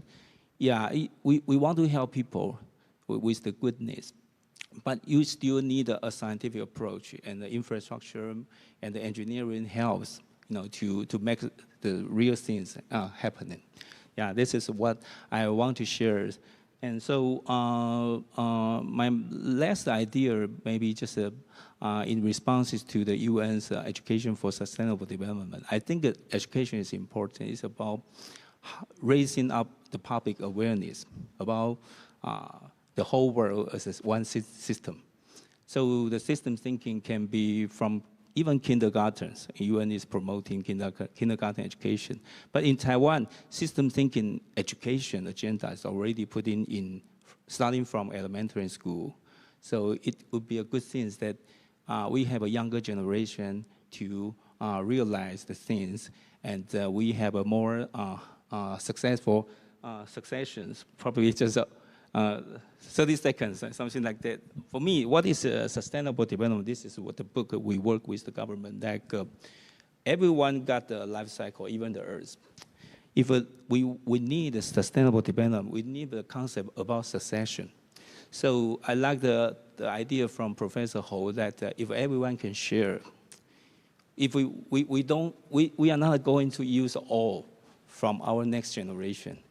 We share more to our next generation. It could be sustainable. Thank you. Well, thank you, Professor Yan. I think both comments is very inspirational. And we think we are in the common path. We know more of others. And by learning from others, we define ourselves. That's from Professor Zhang and Professor Yan. Thank you. Thank you so much. And let's move to Professor Ling for your comment and advice. Yeah. Thank you so much for the opportunity. I actually prepared some slides, which I would like to display here. Oh, here you are? Okay, right. Okay, so my name is Siri Brat Lim. Good afternoon, Dr. Ho, and then my distinguished guests and colleagues. It's my great honor to be here today and join this dialogue. Today's presenters have each illuminated an essential part of this idea about the civilization of goodness, from the literature, from ethics, from philosophy to governance, and even a real example of what happened in Taiwan. So I would like to begin this session by briefly summarize what I take away, the core wisdom of each of them. If I may. So I'm going to begin with Dr. Ray Sheng-He. Yeah, Dr. He reminds us that a civilization of goodness is not an abstract idea, but a governance model driven by altruism, guided by harmony, and oriented towards the common good. It shows that goodness can be institutionalized. It can shape how we design systems, policies, and technologies that serve others. I think this is a very important part of what I take away from this session. And let's move on to Professor Hayashi. Professor Hayashi goes beyond growth to well-being. Professor Hayashi challenges the conventional matrix of progress.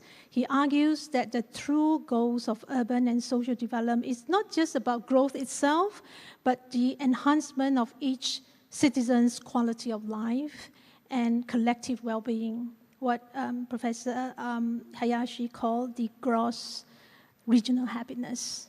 I think this redefines progress as happiness and harmony, not mere city expansion. I think this is really, really essential.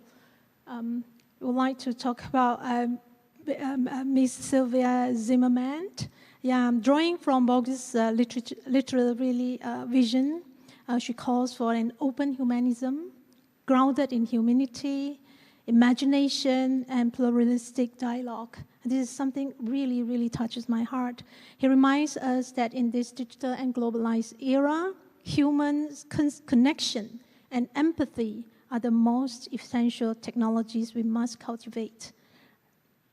Finally, Professor Chen, institutionalizing compassion. I think this is something that is really, really touches me too, from Professor Chen's presentation about the story in Taiwan. So through Taiwan's experience in disasters, governance, Professor Chen demonstrates that goodness can be made operational and innovative. He shows how disaster management can evolve into a living field for sustainable development and human compassion. turning crisis into opportunities for societal regeneration. After a brief, quick introduction of the summary, now I would like to share my perspective from innovation and technology management. I would like to reflect on how these ideas intersect with the future of technology and sustainability. There are three parts to my ideas. The first, I would like to share that from open innovation to altruistic innovation. The traditional theory about open innovation focuses on knowledge sharing. But under the spirit of civilization of goodness, we move towards altruistic innovation, not merely open innovation, designing technologies that spread goodness and create shared benefits. This is innovation not for competition, but for co-creation of the common goods, and I call it the 共创善. 我们常讲共创，但是我们要共创善。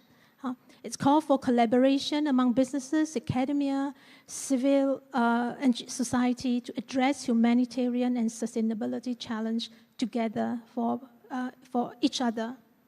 And the second part of my idea is from governance of ethics to ethics by design.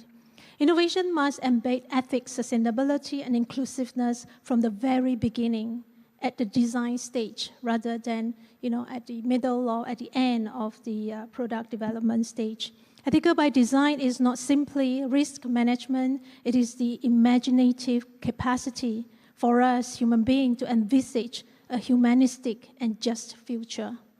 So AI, biotechnology, and the circular economy must therefore become foundation for good governance. The purpose is to serve humanity rather than exploiting humanity. And the third and the final part is from competitive systems to the regenerative system. This is also to do with what Professor Yan just mentioned. In the post-growth era, innovation is no longer merely about efficiency or market share. It's about restoring the environment, rebuilding trust, and regenerating communities.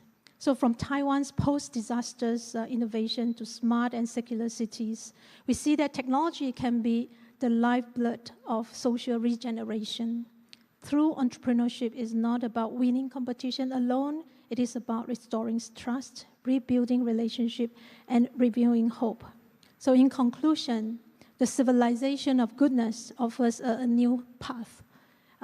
One powered by altruism, guided by ethics, and sustained through regeneration.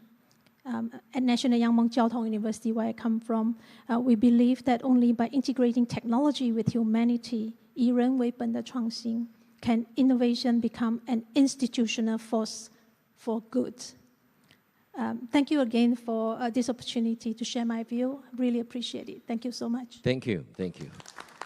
Well, actually, I have to admit that these three discussions are all great speakers, and your thoughts are very inspirational.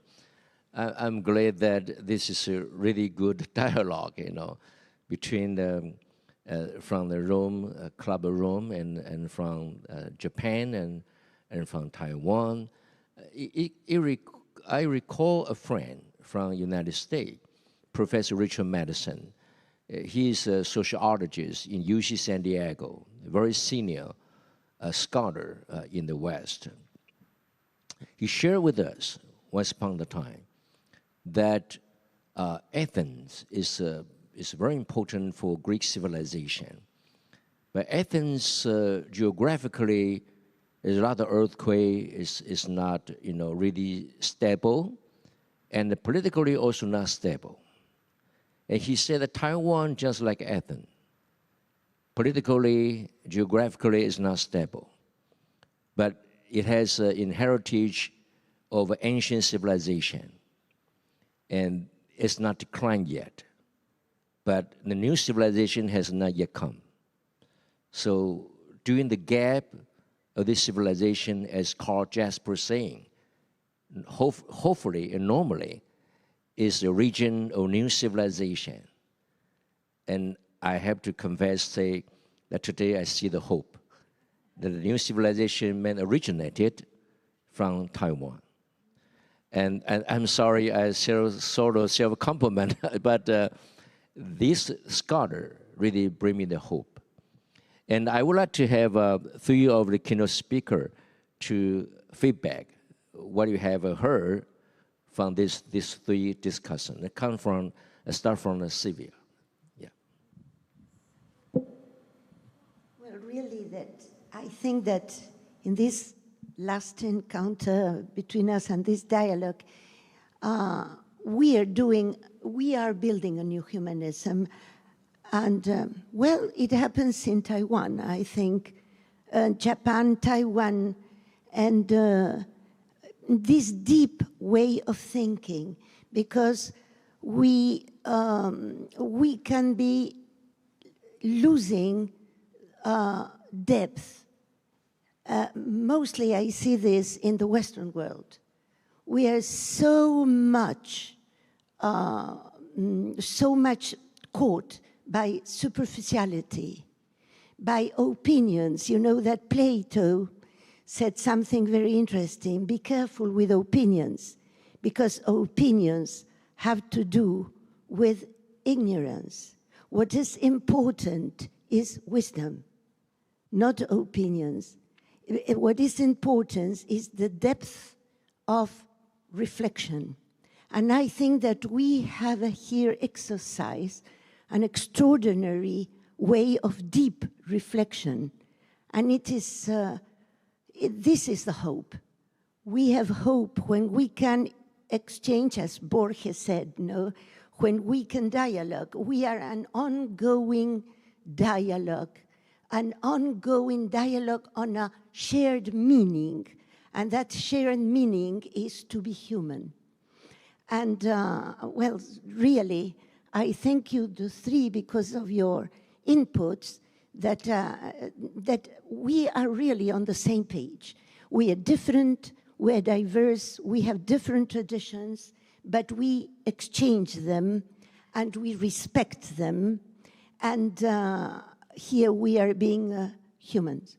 And this is what the world needs. Not just technology and science, they are tools. But what is important is who is using, who is creating, and who is using those tools, human beings. So thank you very much. Yeah, thank you. Thank you.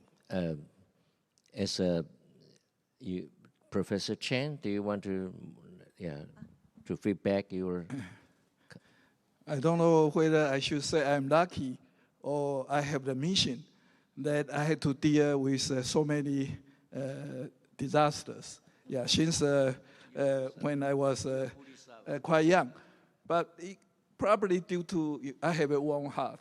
So whenever there is a disaster develop, I will go to the front and help them to solve the problems. And then gradually, governments will come to me and ask me to organize a team to assess the problem and provide wisdom solutions.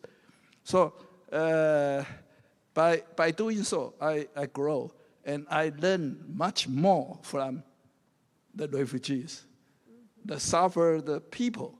They always come and show their appreciation to me.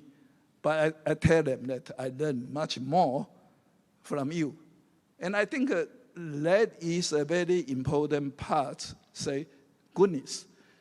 Since you learn by the process, like Tzu Chi's many volunteers, I think their life are reached through, these kind of interactions.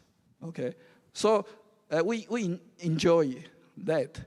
So I told all my past workers, and all those are public servants, and they could work 7 days a week, 16 hours a day, without any hesitations.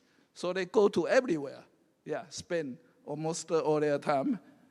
But you see, they receive the happiness by doing so. So how to transfer this kind of concept and feeling to general people. Yeah, so there should be some mechanism and also knowledge transfer.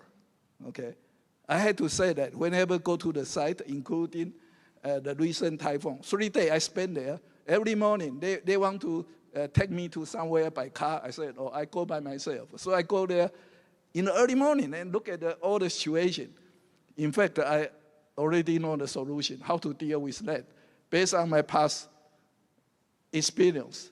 But when I talk to the government officer, they cannot catch what I mean. Sometimes they do like that. So the experience transfer, yeah, is very important. Maybe that's part of our job, set up a good education and energy transfer mechanism, and that, the new people, young people, they know how to deal with the nature. Thank you. Thank you, Professor Chen. So let's move to Professor Hayashi. Yeah. Thank you. I have two faces here. One is president of Japanese Association. Okay, what we are doing is Club of Rome started with what you told, the exponentially growing population, but food production or resource provision cannot catch up. Then sooner or later, half a century later, more conflict or wars would happen. That was the forecast. Okay?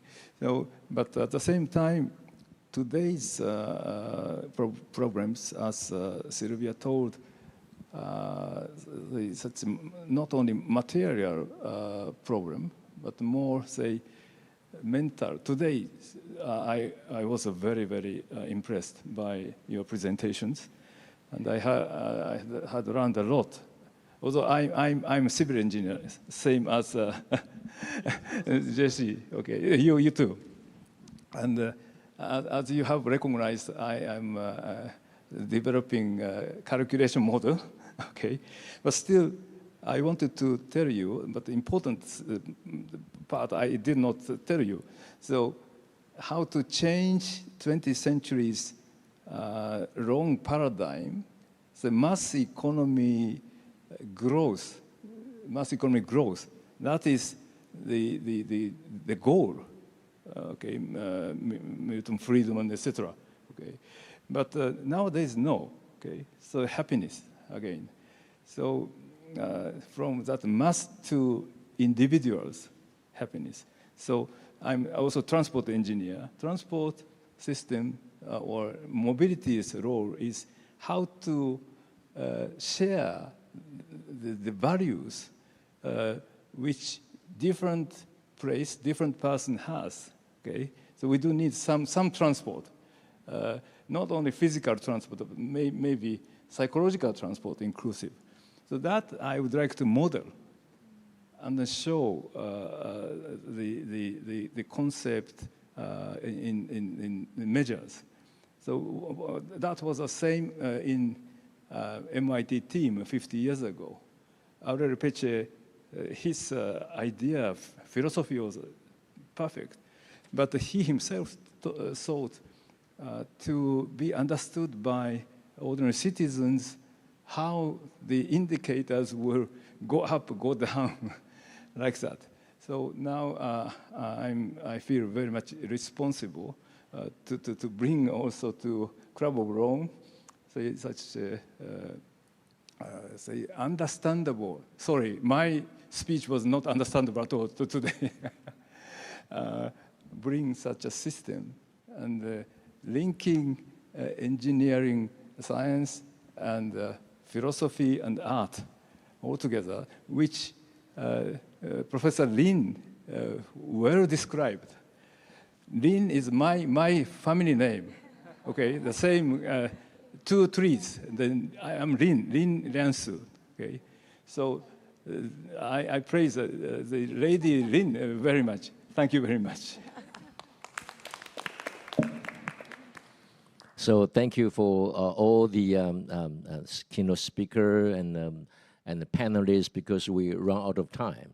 So I would like to hand over my time to Ted, and we stay here. We stay here. Yeah.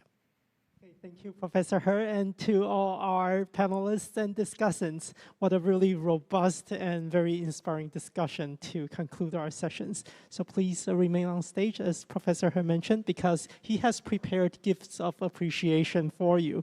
So he will present these on behalf of the Tzu Chi Foundation. And please also stay on stage for a group photo. But I think we move to the closing remark, and then we have the other ritual. It's okay? Yes. Because yes. we're out of time. Yeah. Continue. Apologize for that.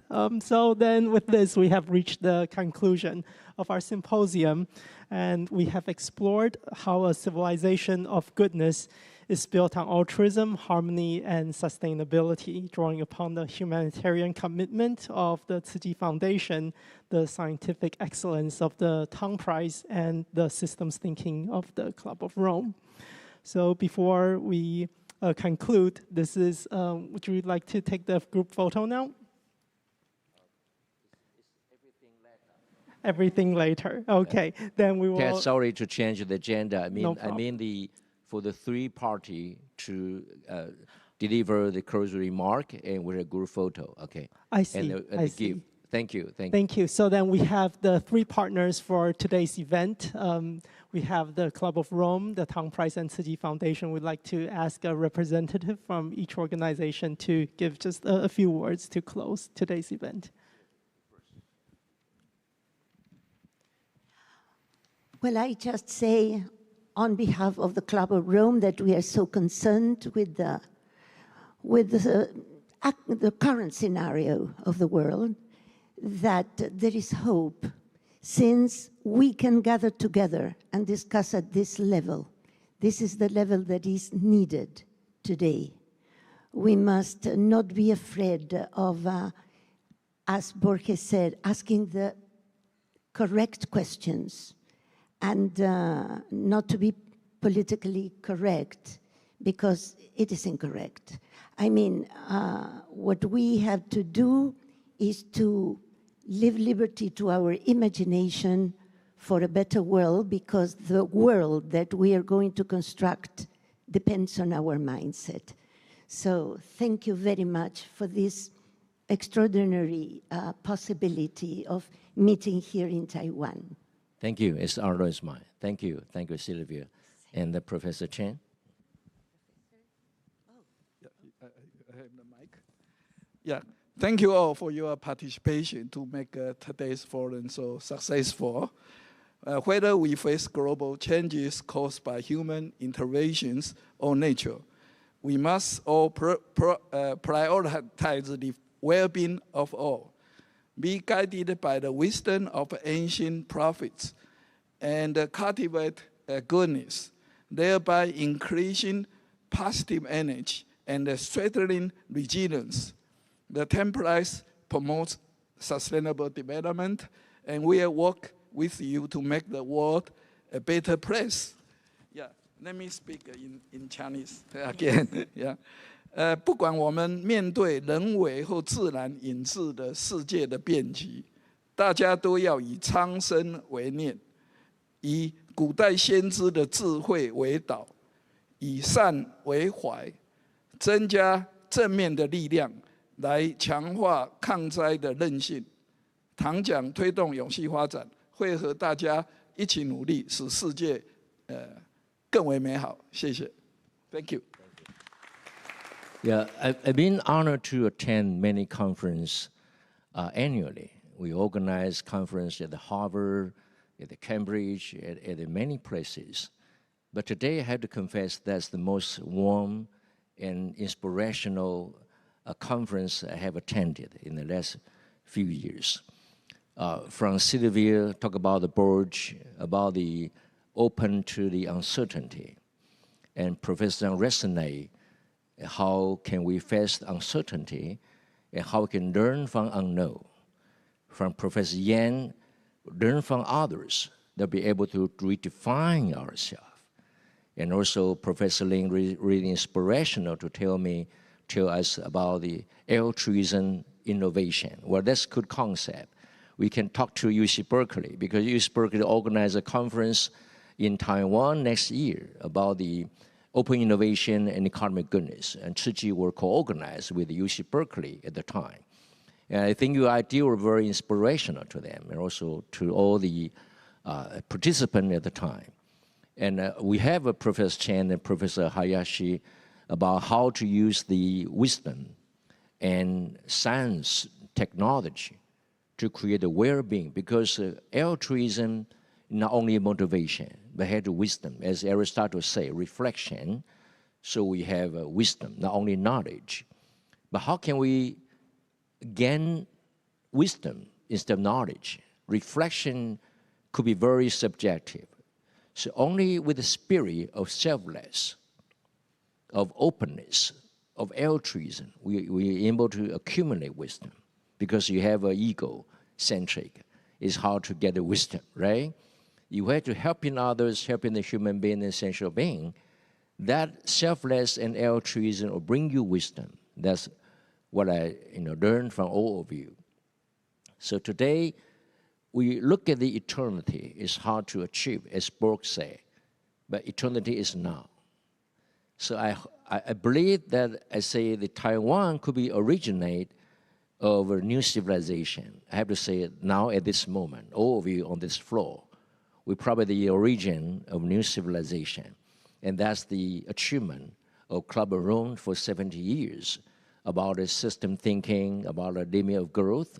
We'll continue to provide a new system of thinking, new ideal of goodness to the human race and to the essential beings. And thank you all to join us this wonderful forum. And thank you all participants to join your effort, your time, and your command. Thank you. Thank you. Thank you. Thank you, dear professors. So this concludes the Tzu Chi Global Symposium for Common Goodness. We are grateful to all of you for your participation, and we hope that you will carry the spirit of the dialogue forward. So thank you again for participating in this historic movement of civilizational dialogue. And as you exit the hall, please accept the sandwiches and juice that our volunteers have prepared for you. And we wish you a pleasant evening. And the guests, please stay on stage for gifts from Tzu Chi. Thank you and good night. We have a photo taking right here. Yes, let's take the photo.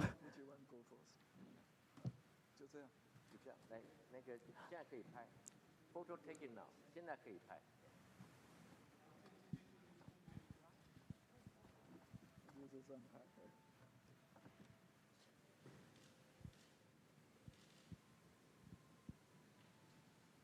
Thank you. Yes, Ethan.